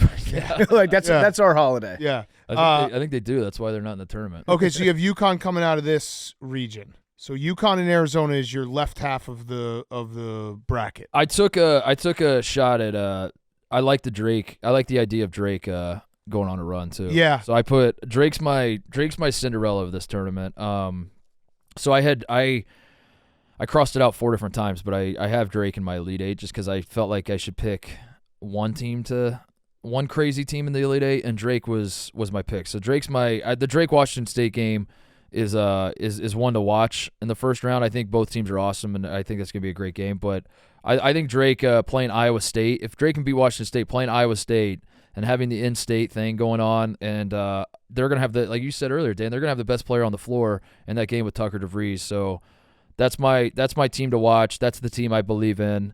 They have unfinished business. Last year they had Miami. I don't want to say on the ropes, but they were up at halftime. They were up deep into the second half. Let that slip away. Miami goes to the Final Four. Tucker DeVries, their best player, was 1 for 13 in that game. I think they have unfinished business, and I like the idea of Drake going on a run. Yeah, I do too. Isn't somebody at Drake related to somebody here at Barstool? Yeah, Connor Enright, the point guard. Brother Kyle is our. What does he do here, Jake? He's part of Lisa's team on the live events side. Oh, yeah. He's great. You remember last? No, I know Kyle. Yeah, that's crazy. Yeah, his brother Connor hit the game winner against Indiana State. Yeah, that was awesome. Mark Titus is being brought to you by Visible. Draining a half-court buzzer beater to win the game? Not easy. Switching to Visible and saving on wireless with no hidden fees? Yeah, that's pretty easy. Switch to Visible. They're the wireless company with nothing to hide, and get one-line wireless with unlimited 5G data powered by Verizon. Just $25 a month, every month, taxes and fees included. One-line wireless, just $25 a month, taxes and fees included. Visible is the wireless company with nothing to hide, no hidden fees, no gotchas, just unlimited 5G data provided by Verizon. Bench wireless with hidden fees and switch to Visible. Switch now at Visible.com. Rate with service on the Visible plan. For additional terms and network management practices, see Visible.com. Mark Titus is also being brought to you by Proper No. 12 Irish Whiskey. Had some Proper 12 on Saturday morning before they dyed the river green. It was delicious. They got great mixed drinks. I like the Irish apple and ginger ale. Very tasty. Had an Irish coffee to start the day. Proper 12 was founded by a true Irishman, Dublin 12's own, the notorious Conor McGregor. Make it a proper Amazon Prime time. Grab a bottle of Proper 12 for the premiere of the new film Roadhouse starring Conor McGregor. Proper 12 is a rich and smooth blend of golden grain and single malt aged 4 years in bourbon barrels. Anything else just wouldn't be proper. So crack open a bottle of the original rich and smooth Proper No. 12 or new crisp and fresh Irish apple. Proper No. 12. And now, here's more Mark Titus. Okay, so Drake's or Cinderella. What's the opposite of Cinderella? I guess that'd Purdue. Be, no, Purdue. that'd be what, like Wicked Stepmother? The Wicked, yeah. Who's the Wicked Stepmother of this tournament? Actually, that sounds kind of hot. Yeah, that does. So what is that? The team that fucks it up? Yeah. The good team that's going to choke. Well, I mean, it would have to be Iowa State because I have them losing to Drake in the second round. I have North Carolina. North Carolina, I think, is the most susceptible 1 seed. Yeah. Because they are heavily reliant on Armando. Like, they have 2 identities. One is let Armando Bacot do everything for us, which is a problem because Armando Bacot is a big guy and it's not 1971 and you can't really play through a guy like that anymore. And also he's just not that good. He's more of like a rim runner. And someone said that in the Gambling Cave on Saturday. They're like, "Are we sure Armando Bacot's that good?" And I was like, "Well, he's been in college for 6 years, so I'd say probably not." Yeah, probably not. Like he would have gone to the NBA. But you look up like his run at North Carolina, and he's the all-time leading rebounder, and he's averaged like all sorts of points, and you're like, he's kind of good though. Like, yeah. But you don't want to run your offense through him. So this year, R.J. Davis is having an incredible year. Is going to be a first-team All-American. He's the reason they're a 1 seed. I think R.J. Davis is awesome, but R.J. Davis is like 5'11", 6 foot. And if your whole offense is like, we need R.J. Davis to score 35 points, I don't love the idea of that either. So I think they're the most susceptible 1. The problem with like picking them to lose is who's going to beat them. I guess you could talk yourself into Michigan State in the second round, whatever. But the West is kind of wide open. So yeah. All right. So Midwest, Purdue #1 seed. Yep. I still don't trust Purdue, but I do think they have a pretty decent bracket. Like I'm not. The problem with that region is who do you trust in that region? It's a different problem from the West, which is the West. I just don't like the teams. I like some of the jerseys. I like North Carolina. I like Michigan State. I like Arizona as programs. They can do it. They've done it before. The Midwest, I like the teams. I like Purdue. I like Tennessee. I like Creighton. I like all 3 of those teams. Those, if you can like make a list of 3 teams that are known to never get over the hump in terms of like going to the Final Four, it's those 3 teams. Rothstein called this the region of tension because every team is like, I hope we don't fuck this up. I'll tell you what, the Oregon, I keep going back to just because I think Dana Altman is one of the most underrated coaches in NCAA basketball. Like, fun fact, he's never lost a first-round game. Yeah, he's got an incredible tournament record. Yeah. He might be the new Tom Izzo in that he, like, every year it's like, Oregon's in the Sweet 16 again? You think he's dead and he's not dead, yeah. Yeah, and they were dead. I mean, they were a bid stealer. I also – this is another 12-5 where I feel like everyone's trying to get Gonzaga because they have a down year in terms of Gonzaga. I'm not falling into that trap. I wanted to just bring up the funniest season for McNeese State. McNeese State non-conference schedule. I don't know if you guys took a look at this. Let me just list a couple of these teams. They beat Biblical Studies 96-55. They beat Champion Christian 110-46. They beat a school called Le Tourney. Letourneau. I think it's Le Tourneau. Okay, so French. Maybe. They beat a French school 81-49. And the big one, that they absolutely dominated. They won a game 92-23 against Mississippi University for women. Oh, I love that. They have a men's team? Yeah. When they show the maybe score. Not. The way they beat them by so much, it makes you think that maybe they played the women. When they show the score, is it like Mississippi University of Women, parentheses, men? It's so funny. Like, just looking at this. Yeah. I did a deep dive into that school. It looks great. Yeah? A deep dive into the Mississippi they started women? letting men in, I think, like 86. They go by the W now. Honestly, a sick name for a school. Yeah. That is cool. Yeah, they're the Owls. They got plenty of men's sports, though, because I thought maybe it could have been women. Dude, what an easy pitch for a recruit. Like, okay, you're not getting recruited by, like, a premier program. Do you want to come to my women's college? Yeah. Just chicks everywhere? Odie, yeah, I do. Odie the Owl, Mississippi University for women. I love that. Yeah, it's just a hilarious schedule for McNeese State. But they do feel like one of the 12 teams that everyone's kind of picking. Yeah, I'm not for what you just pointed out. One, the schedule. Two, I think Will Wade has one foot out the door already. I think Will Wade has spent a lot just of signed a contract extension. He also was just on Wake Up Mincy. That's true. Did Mincy ask him that? Are you leaving McNeese? I wonder. No, I don't know. It's so funny because, like, you can get a contract extension and then, like, your school feels happy about it. But do you really feel happy? Yeah, if you're not, because I'm sure his whatever the buyout is, I'm sure that doesn't. I don't think that McNeese can afford like a huge buyout. Right. So I don't think. Yeah, they're paying money to Mississippi University of Women for a bye game. But yeah, McNeese they're not a good free throw shooting team, which I think that's important. If you're trying to pull off an upset in March Madness, you gotta when you're up by 5 with a minute left and the other team starts fouling, like you gotta ice the game at the free throw line. I don't trust them there.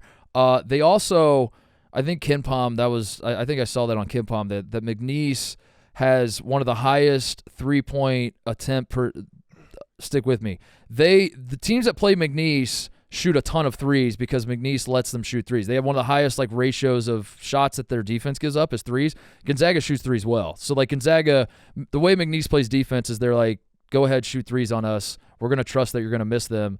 And they have through the season because they are playing women and they are playing the ultimate buy game BI. But they're going to play a team in Gonzaga that's not going to miss three. And Gonzaga, for having like a reputation for not being able to win in March somehow, Mark Few, just because he hasn't won a national title, Gonzaga hasn't lost a first-round game since 2008 when they lost to Steph Curry and Davidson. Yeah. And I think that was like a 7-10 game, if I remember. I think Davidson was, they were 10. Davidson beat Wisconsin, Yeah, Davidson was a 10. Yeah. So that Gonzaga team, I don't know. Like everyone's just kind of enamored with McNeese winning 30 games and Will Wade being the coach. And they can shoot threes well, but I that's not the 12-5 that I'm looking at. Yeah, the team that I love in this region, which again I fill myself with stats, and then they'll probably lose by 20 because Kansas will somehow become healthy, and Bill Self is an incredible coach. But I do love Samford and Buckyball, where they just chuck threes, and they have the opportunity to like capture the hearts of America. Yeah, just the way they play basketball. Yeah, that's a more attractive pick to me than McNeese. But it is interesting to have Kansas and Gonzaga right there in both teams. How lucky are both those programs? Because both these teams kind of suck for their standards, and they're still 4 and 5 seeds. That pisses me off. Yeah, does that piss you off? It's like the worst team Bill Self's ever had, and it's 4 seed in the NCAA tournament. Yeah. What about Tennessee? What about my Volunteers? Tell me something good about my Volunteers. I love Tennessee. I hate that they lost in the first round of the conference tournament. Yeah, because they got the shit kicked out. Yeah, if I was picking a team to get over the hump this season, it was Tennessee. Like if there was a breakthrough team, the Rick Barnes and March thing. But Matt Painter in March, like you have all those coaches that you're certain can't get it done in March, and I had to pick one of them to buck that narrative. It was going to be Rick Barnes because of Dalton Connect. I just don't love that they got their asses kicked in the first round of the conference. Mississippi State. I mean that was a boat race. They beat the fuck out. It wasn't ever close. Let's talk about that loss, because is it something that you think is like a systemic problem with Tennessee? Did they get exposed? I think Dalton Connect is the most electric guy in college basketball, but I think Dalton Connect, I do worry if Dalton Connect understands what the score and the time is at any point in the game. He feels like a guy that just like has one thought going through his head, and it's get buckets. And he's kind of a stylistic clash to what the rest of Tennessee's team's trying to do. and I find that slightly for most of the season, I've thought that was a good thing because that's what this team has needed to get over a hump. Is you need a guy that can go get you a bucket. And Tennessee hasn't had that for a while. But sometimes you watch them and they feel very disjointed because of that, because they're not all on the same page. They're not all cohesive. Dalton Knecht does rule on offense. He sucks defensively. And this is a team that's like to play great defense as a team, you do need 5 guys. You can't just have like a couple guys that are lockdown guys in college basketball. So I don't know. I still try. I have Tennessee going to the Final Four still. I still think they're going to come out of the region because I do think that this is the year Rick Barnes breaks through. But I'm way more concerned now than I was like a month ago, for sure. Are you concerned at all, as a fan of Purdue losing? I know you love it when Purdue loses. Yeah. Are you concerned that you're not going to get that joy this year? They're going to lose at some point. The problem is I think they're going to probably – it feels the most likely scenario is like they lose in the Final Four and it's still a W for Purdue fans. Yeah. That's a big dub. Yeah, they still get their W, but then the Purdue haters are trying to celebrate because they didn't win the national title. But Purdue fans we don't give a fuck. They haven't been in a Final Four since 1980, and they've won 1,000 Big Ten championships, and since then they've been the 1 seed all sorts of times, or been like a top 3 seed. I don't remember what the Glenn Robinson years what they were seeded, but and they've been to a handful of Elite Eights. I think this Purdue team is better.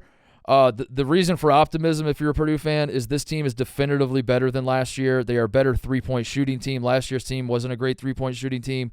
Lance Jones is a wrinkle on this year's team that makes them a lot better. My problem is they are the exact same style of basketball. They play the exact same way as they played last year, and I just don't.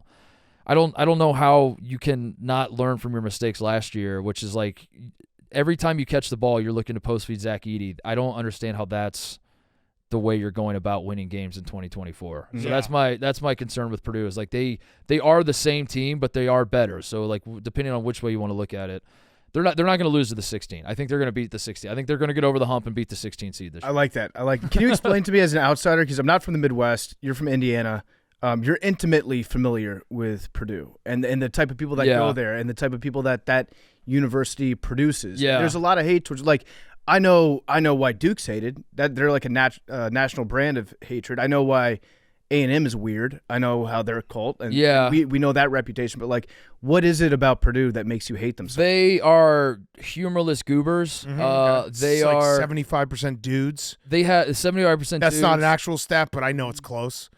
It kind of is. You walk around campus. It should be the Purdue University of Men. Yeah, it's dudes pretty much. They have the demeanor of nerds, but not the intelligence. They're nice. Okay, yeah, that makes sense. I get that. Right. Yeah, they're nice people. They're not I'm not like, oh, these assholes, but it's just it's goobers. They're goobers. They're dorks. It's something that I've had people that aren't from Indiana. I've taken them to West Lafayette for Purdue basketball games, and I don't prime them for it. I'm not like, tell me your thoughts on the Purdue people. I'm just like, I sit back, let them go, and then I ask them, I'm like, what do you think about the Purdue people? And they're like, are they kind of you know what it is? Is it? The best way I would describe it is they're kind of caught in no man's land where they're closer to Northwestern than they realize. Yeah. But their sports are better. Yeah. And so, but they're not even close to the party Big Ten schools like Michigan State, Wisconsin, Iowa, Indiana. Right. But so they're caught in this weird spot where they kind of don't have an identity. They kind of don't. Yeah. They also have an inferiority complex with a superiority complex at the same time. Somehow it makes no sense, but they know they're going to fuck it up in March, but then they also puff their chest and they're like, you hate Zach Edey because you're jealous. And everyone's like, I promise you, I do not want – if there's one thing I do not want from my basketball team is to watch this fucking bullshit every single night out on the basketball court. And they're like, you're just jealous because he's kind of Shaq plus Hakeem, and you're just jealous of it. And it's like, we're not jealous.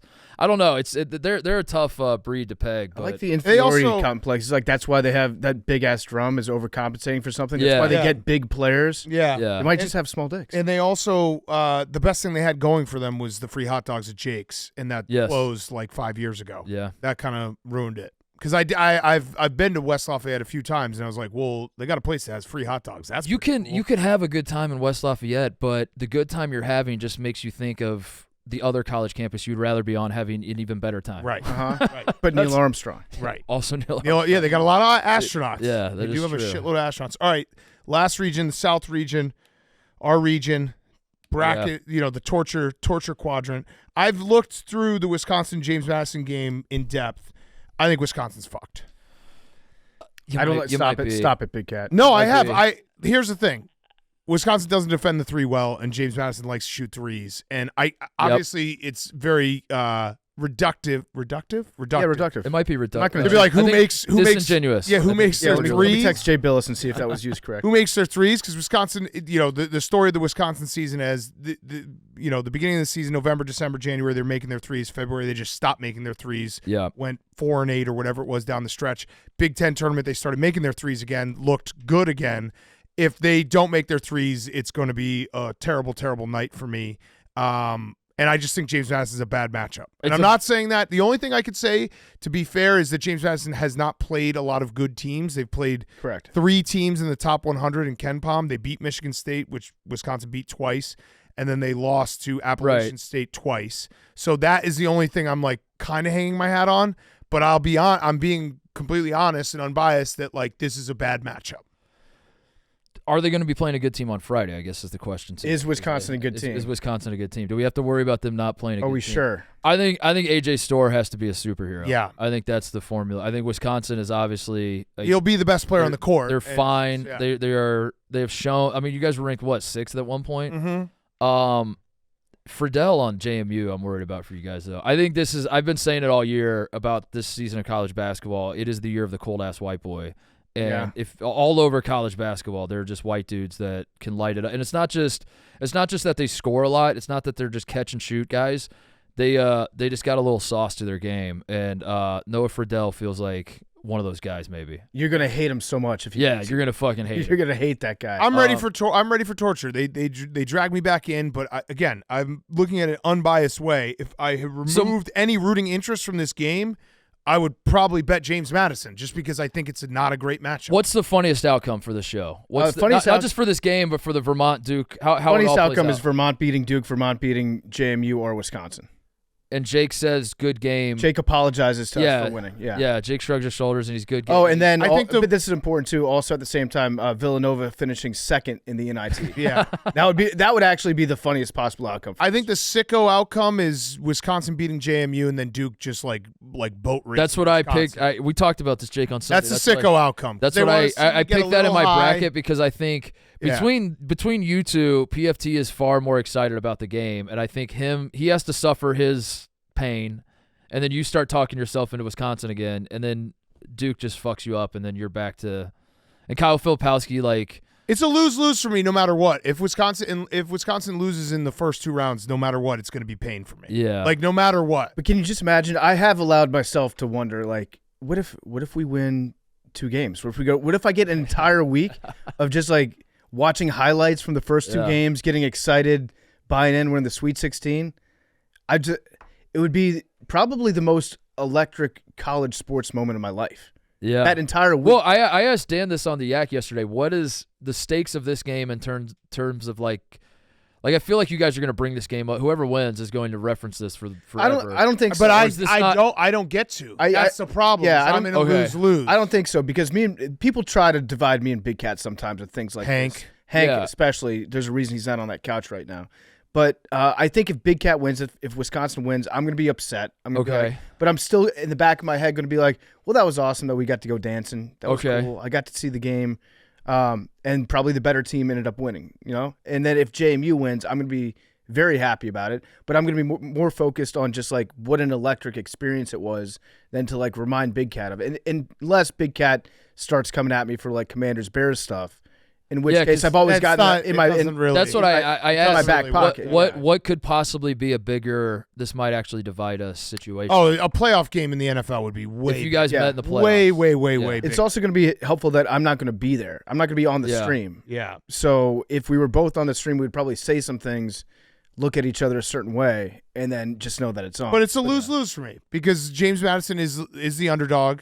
It's a cool story. They're fucking, their sports programs have been insane the last year.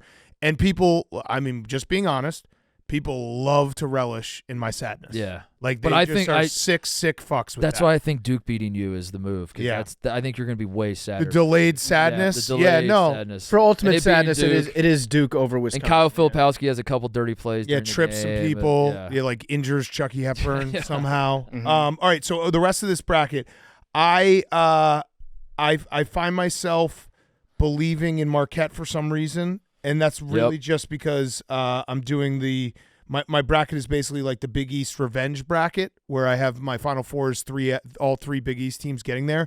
But I do like Kentucky, and especially because Cal's doing his tweaks. Yep. Which would be huge. And Kentucky, Ace up the sleeve. you would say, like, if you had to play one game, and you're like, all right, Kentucky, they have so many dudes, and Reed Shepherd is electric, that they can beat anyone in the country because they have that style of play, and they can make so many shots, and they have so many guys who can get a bucket. You fall in love with the guards who can make their own offense, and teams that have one of them you fall in love with. Like I look at like Northwestern, who's not really playing great basketball, but they have Boo Buie, and I'm like, if UConn plays Northwestern and Boo Buie, they're not going to, but you're just kind of like, I don't know, man. Boo Buie could score 45 points in that game, and the guards that can make their own offense, you fall in love with. You just do this time of year. Kentucky has 4 of them. Yeah. Kentucky has fucking 4 of them on their roster, which might be too many. I don't know. That might be part of their problem is you have Dillingham and Reed Shepherd coming off the bench when both those guys might be top 5 picks. It's a crazy. Cal has like almost too much talent. Yeah. How many balls are there on the court? I think there's still one. Just one ball. But remember, he's got some tweaks. He's got some tweaks though. Yeah. He's gonna roll the ball out there. Yeah. No, I have Kentucky in the Elite Eight. I think this Kentucky team's just too talented to and it's such a high pressure year for Cal and the program. What about the 1 seed here? Because Houston, we know them. We know what they do. They play insane defense. I probably will take Houston in the first round just because they were so bad against Iowa State. It feels like they're just going to punish the fuck out of the 16 seed. And they rebound the fuck out of the ball, but their offense can go away at times. I actually think Texas A&M might be live. They can get down and dirty and kind of grind it out and play low possession games, because that's what I always look for with these upsets is like what teams can play these low possession games where you can, if you're an inferior opponent, you can basically make them have to execute in the half court and things won't go as well. Yeah, and if you're talking yourself in A&M, Wade Taylor again is one of those guards that can just go bananas in the tournament. I think Houston though Houston doesn't feel like an upset candidate to me because I think Houston is so good at just strangling inferior opponents. Like when they're playing a team that's not as good as them, their defense is so fucking locked in that it's hard to. They don't really get upset. That's not how they lose. The issue with Houston is more when they're playing another high caliber team. Do they have the individual talent to rise to that level? But they don't. Like I agree that when they play Longwood, they might win by 70. Like they when they play inferior teams, they just completely suffocate them. I have Houston win it all in my bracket. Houston is my national champion. I probably think it should be UConn, but it's boring. And Houston for long stretches of the season has looked like the best team in college basketball. They were the best team in the best conference. Iowa State definitely humbled them, but I think Houston's defense gets all the headlines that not enough attention is paid to how good their offense actually is, and L.J. Cryer and Emmanuel Sharp can both shoot. And the idea when you watch a Houston basketball game is like, this is disgusting, this is ugly, the ball's not going through the basket.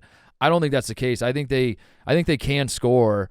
And I don't think they're going to lose to inferior teams, and I don't think there are a lot of teams that are better than Houston. So I ended up picking them reluctantly as national champion, but I don't know. I think they proved it this year that they belong. I mean, the tear they went through in the Big 12 is impressive in year one. So I love Jamal Shead too. I think he's the best defender in college. He's a guy. If we're talking about like guards that can take over games, the antidote to that is having a guy like Jamal Shead that you can just put on that guard and say shut that guy down, and he can do that. And for that reason, I like Houston. I want to see Kentucky Houston in the that would be awesome because just like stylistically, yeah. Just completely opposite. All right, I got one last question. Rowback question, RHOBACK.com. Promo code TAKE. Use it right now. Q-Zips, polos, hoodies, joggers, shorts. I'm wearing the joggers right now, the most comfortable joggers in the world. Rowback.com, promo code TAKE. All right, so if you had to say your one first round upset. We can go around the room. right. Who are you going to take? Okay. This is also, I wanted to note, I had, again, I'm just filling my head with all these stats and everything. What was the stat? I think it's, if you're filling out your bracket since 2015, I think it's 2 for 32, 12 and 13 seeds getting to the Sweet 16, and one of those years was when Oregon State was a 12 and they played a 13. So a lot of people will take the 13 and 12s to win a game. Mm-hmm. Just remember that statistically the last 9-10 years, getting to the Sweet 16 is a little different. Your one upset, PFT. To the Sweet 16. Yeah. No, or just the first round. Oh, first round. What do I really like at the first round? Oregon. Yeah, I like Oregon. Although they're like only a 1-point dog, I think. I got 2. I got Oregon and New Mexico. New Mexico's a favorite. Not. Oh, they are. Okay. Yeah, I was just 2-point at favorite. They're a 2-point favorite. Looks like I'm sharp. Yeah, you are. Mm-hmm. Your advanced analytics works. Nailed it. I'll probably go with Drake, but I actually think Akron might Is Drake survive favorite? somehow. Drake's not favorite. Drake's not favorite. Drake's I don't think. a point underdog or something. I think so. I'll look it up. I mean Drake would be my pick too. I have him in the Elite 8, so obviously I think Drake's going to win the first round. I'll take Purdue over the 16th seed. Okay. Sure. Okay. Yeah, That's a big upset. Yeah. I think they do get over the hump. I like that one. Grand Canyon is the 12 I'm slowly talking myself into. It's nothing against St. Mary's. It's just Grand Canyon is so fun, and Bryce Drew is an awesome I think he's a great coach, and he didn't work out at Vanderbilt, but I think he's they have the pedigree too. They came to the tournament last year, and they're kind of building something in Grand Canyon. They're on a long winning streak. Do they have the longest winning streak, Jake? Yeah, no, like James Madison. James Madison does, yes. but they've been on a tear. Grand Canyon has. So yeah, I'll pick Grand Canyon because if they can speed St. Mary's up, which is a big if, and everybody that plays St. Mary's says that, but yeah, I think Grand Canyon is a fun team. Drake is a favorite, by the way. Drake is the favorite. I was wrong. Drake is. No, that means you were sharp. That means I was sharp, but that's not really an upset. That does bother me. I know it shouldn't. I think it's something that I wish I could correct in my own brain. Mm-hmm. When like an 11 seed or a 10 seed is a favorite and wins, and everyone's like the craziest upsets today. Yeah. I feel like an absolute loser to be like, well, actually they were favorites, but I can't correct it. 'Cause I'm like, dude, they were favorites. I think you can say that if somebody's like, they shocked the world. Right. Then you can point out to them, actually, they were favorites. Like New Mexico being a 2-point favorite as an 11 seed, and if they win that game, everyone's going to be like, holy shit, what a day. And I hate myself. Yeah, I hate you too. I hate myself for that. I'm like when teams storm the court as favorites, people are like, well, they're favorites. Why are they storming court? Yeah, I have no problem with that. Yeah. Because I'm pro court storming at all times. I can't undo. Well, you can't undo the wiring in your brain. I can't undo the wiring. The decades of watching the NCAA tournament and the team wearing white losing is an upset. Mm-hmm. That's an upset. No matter what the spread says, the team wearing the white jerseys, if they lose, that is an upset. So. Also, you know what they should do? I wish they would go back. It's similar to the Super Bowl logos, how they ruined the Super Bowl logos because they made it so corporate. Go back to the weird courts. I know. Like the Iowa State game always is seared in my brain when they were playing in that weird orange and blue court. Boise State. Yeah, when they were a 2 seed and lost, and I'm just like, go back to that. Yeah. Those are the memories I want. Jeff D. Lowe's a big proponent of that, I think. I'm sure he is. Yeah. All right, maybe not. Jeff I actually like the court. Jeff loves all the weirdest parts of basketball that nobody else even cares. notices. Yeah. So your Final Four, you said Houston, Tennessee, UConn, and Arizona. Yeah, we have the same Final Four, Mark. Oh, really? You're fucked. Wow. Let's go. You're fucked. Wow. We have a perfect bracket. I'm the biggest idiot on planet Earth. So am I, though. Okay, cool. 1A, 1B. We have a perfect bracket. I think you watch too little college basketball. I watch too much. Yeah, right in the middle. You're right in the middle. Somewhere a narrative got started that I don't watch college sports. No, I didn't say you don't. I don't really understand. Like I watch probably 5 college basketball games a week before March. No, I didn't mean. March, I didn't mean for it to be a personal attack. I'm sorry if this is coming off as defensive against you. You sounded like a Purdue fan right now. You really are. You can't take a joke. I've just had like 3 people tell me that in the last week, and I was like, I don't know, like how much am I supposed to be watching? No, well, the problem is I watch too much. Yeah. I mean, it's fair to say no one is coming to PFT Commenter for their bracket picks, right? Correct. Yeah, that's fair. That's all I'm saying is you're not a guy who watches a ton to where everyone's like, I want to know what PFT has to say. I kind of am, and I think it's we're on the bell curve. I think the guys who win are in the middle. I've watched too much. You've watched too little. Yeah, I think that's a narrative that's just based on the fact that I watched an unhealthy amount of college sports. Yeah, you watch a regular amount. His lock of the day when we were doing our parlay was what, University of Texas Arlington. Yeah, fucking against love them, dude. Against who? They were playing. Who were they playing?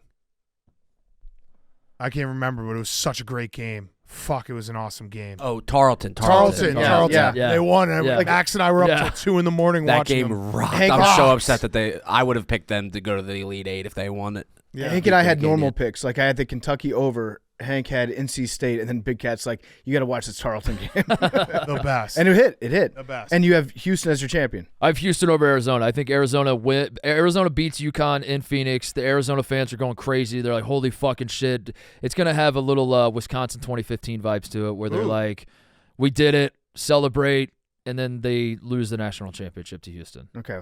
I think they celebrate too soon.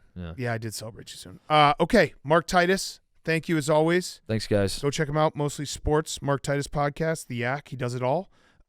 Let's get some madness. Mark Titus was brought to you by our great friends over at Cars.com. Cars.com, it's a leading digital marketplace that connects car shoppers with their perfect car, celebrating 25 years of helping shoppers research, find inventory, finance, and sell cars. Wherever life takes you next and whoever you're looking to be, there's a car for that on Cars.com. Actually, Jake, can you look up right now some El Caminos in the Chicago area? It's spring now. It's about time for me to get this El Camino. I'm going to use Cars.com to get it. Up to 50,000 cars are added daily to Cars.com. Shop over 2 million cars for 2 million possibilities. I'm using Cars.com. The perfect spring ride in El Camino. It's part car, part truck, 100% awesome. Find your next possibility on Cars.com. Where to next?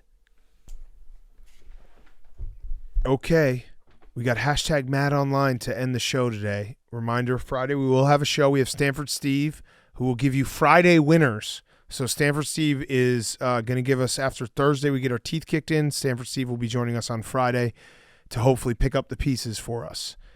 Hank. All right, these are people mad about tournament stuff. Dan says, in 21, one-seed Illinois had to play an underseeded in-state Loyola team in round 2. 22, they drew underseeded Houston in round 2. This year, not only do we play an underseeded BYU in the second round, number 16 KenPom. Oh no! A lot of we didn't say not only do we, but he didn't say but. These are the KenPom ranks of the other teams in their region. 1 is UConn, 4 Auburn, 5 Iowa State, 16 BYU, 21 SDSU. Yeah. So they got a bad draw. Well, we talked about this earlier because you actually texted that to me and Big Cat last night. By you, I mean Tom Fernelli sent that over. So they make good points, and also the BYU thing is very funny. Yeah. I like this one. Hot take, when non-at-large teams like NC State and Oregon make their conference tournament, that conference should be the conference that loses a bid. I like that. So in this case, Virginia and Colorado out. Yeah. I like that. Good choice. This is a good rule. It also is very funny to me, which we haven't brought up because we've talked to Fanta and Rothstein about the expansion of the tournament. The tournament is already the whole country. Yeah. Because you can win your conference tournament. Yeah. Why don't people, when people say they want to expand, be like, dude, it's expanded. Yeah. No, they're all in. Everyone's in the tournament. Also, the very nature of the regular season. Right. But everyone's in the tournament because you can win your conference tournament and then be in the tournament. Yeah, 96 is too much. That's too many teams. We have a 336 team tournament or whatever the fuck Except it is. that stupid rule with the D2 to D1 transition. That's the worst. When teams win that, I feel like there's one every few years. Yeah, I agree with that. Last year. Yeah. I agree with that. You shouldn't take that away from teams, right? If they prove it. But their tournament is expanded. The whole country's in the tournament. That's the beauty of the tournament. Everyone's mad about Virginia, but why is Texas a comfortable 7 seed while teams in the Big 12 with similar records got left out or weren't even on the bubble? Oklahoma, Kansas State, who just beat Texas, Cincinnati. Kansas State, I don't think had the resume. Oklahoma definitely did. They were the first team out, and they got screwed, and it was because of all these bid stealers. It sucks, but should have won more games. I respect the guy from Oklahoma being mad, but their outlet for being mad is like, well, Texas shouldn't be seated as high. Right. Right. I like that. Like, it's good. You're a natural course of energy for you would be to be like, why the fuck is UVA in it? But because you're an Oklahoma fan, you're like, well, they gave Texas too much credit. They should be seated lower. which I like. I appreciate that. And you kind of tried to get us off the scent there a little bit with Cincy. Cincy, I feel like could have had a resume worthy, but Kansas State was. I mean, they were 19-14. Dallas says, I don't think Dayton deserved to get in the tournament. Only 2 wins against teams in the tournament, and that was Longwood and Duquesne. Lost games in conference against Duquesne, Richmond, VCU, Loyola, and Mason. Best wins against Cincy and St. John's? Makes no sense. Ooh, I like this. Mm-hmm. The Dayton, I mean, this is another one. If we had the first rule that was offered up, which I agree with, Dayton wouldn't be in because Duquesne would have taken their spot. I'm fine with that. If you have a bid stealer in your conference tournament, it takes out one of your bids. Yeah, Dayton, they should have won their tournament. Wait, but hold on. But then by that, someone could have taken out like Creighton. Yeah, that would have been Big East. Probably be a problem. Like if Providence had won the tournament, Creighton would be out. I just think they should do a better job of picking which teams are in the tournament so as to not make me angry. Yeah. Also, I hate to say it to the bubble people because I know that like an Oklahoma fan, a St. John's fan, this is all you've been thinking about. No one gives a fuck once the bracket's out. Yeah, once we get our hands on the bracket, could you name a team that just missed the tournament 3 years ago? No chance. No, it's more about no chance. It's not necessarily when I get my hands on the bracket because you do have those 2 days to be angry. You can be mad Monday. Right, I'm just saying Tuesday. It's one of those angers that no one else cares about. No one's going to care about it. No one's going to care about what? I think Louisville may have been one of those teams. In when? I'm still mad about that. Okay. Yeah, I'm furious about that. Do you guys see Rick Pitino's suggestion for the selection committee? He said, have a great suggestion for Dan Gavitt, who's absolutely the best. I know 3 guys who are watching games all year and would be a great addition. They won't just look at certain metrics. Jim Boeheim, Roy Williams, and Coach K. They need to be part of selection. Just get your friends involved. Get the old guard back. Just trying to get them a job? His suggestion is just like, my suggestion is that it'd be a real shame if there was a horse head in your bed when you woke up tomorrow. Yeah. Okay. Good suggestion, Rick. Big Cat, I also think UVA makes a difference in your theory. What do you mean? That nobody wants to watch UVA. Oh, so yeah. That part, will add to the bubble. But they also got in the play-in, so, like, I always, like... But if they win tonight, like 50-46, everyone's going to be like, holy shit, we have to watch this fucking game. Well, it's like I said on Monday, it's the narrative game. Because if they win tonight, then everyone's going to be like, the Mountain West shouldn't have 6 teams. And if they lose tonight, they'll be like, fuck it. The thing that sucks to me is, like, St. John's is more fun than Colorado State or UVA. It's just a fact. They play a more fun brand of basketball. Yes, we'll end with that. That should be the tiebreaker. Just fun. Who do people want to watch? Yeah. Will the over hit? I threw away my Irish heritage on Sunday. I drank red wine and ate Italian food in preparation for Selection Sunday. I sat there watching my TV with a chicken parm, only to see my savior not be in the tourney. What they did to St. John's and Rick Pitino is criminal. Yeah, I mean, I would agree. Irish and Italians they're so much more alike than they like to admit. Yeah, they don't like each other. But they're basically the same. It's like Baltimore and Pittsburgh fans hating each other. It's like, no, you're the same person. It's the old it's the famous Christopher Moltisanti when he was in the hospital bed and he's like, I went to hell, and they're like, what did it look like? They were like, it was a bar and it was St. Patrick's Day. Every day was St. Patrick's Day. Yeah, and then the Irish person's like, I went to hell. What was it? Oh, it was Columbus Day. Yeah, like you are the same people. You should get along. Yeah. Italians they don't have a party day. Imagine if they did. Italians don't have a party day? Like St. Patrick's Day?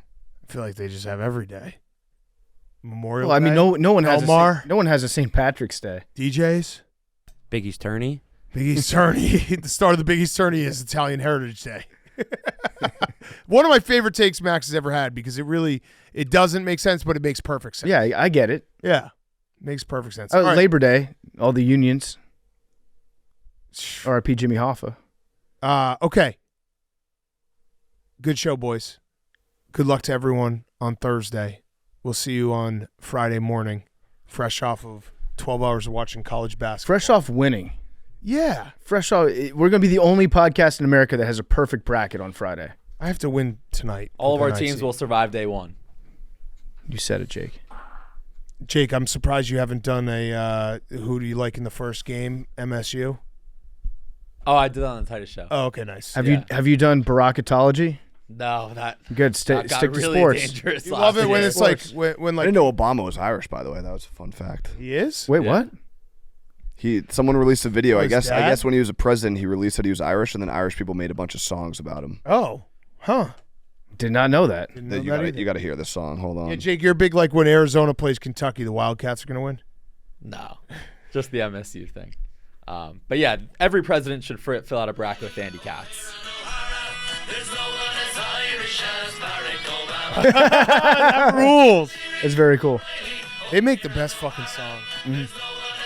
There's Barack Obama. I would love to. Obama. Conor McGregor. And there's nobody better. And he's gonna knock out Floyd Mayweather. So Floyd, watch out. The Irish are coming.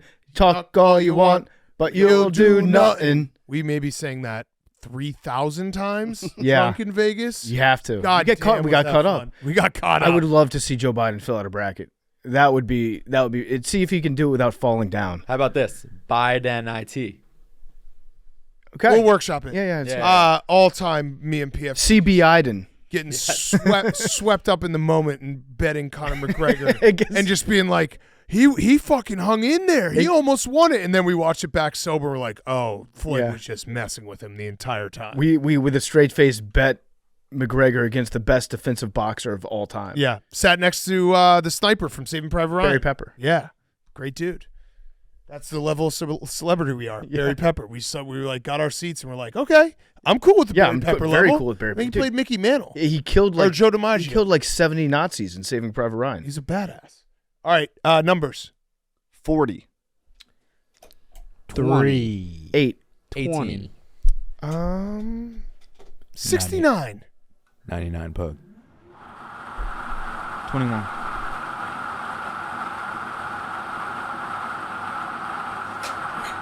93. 93. Love you guys.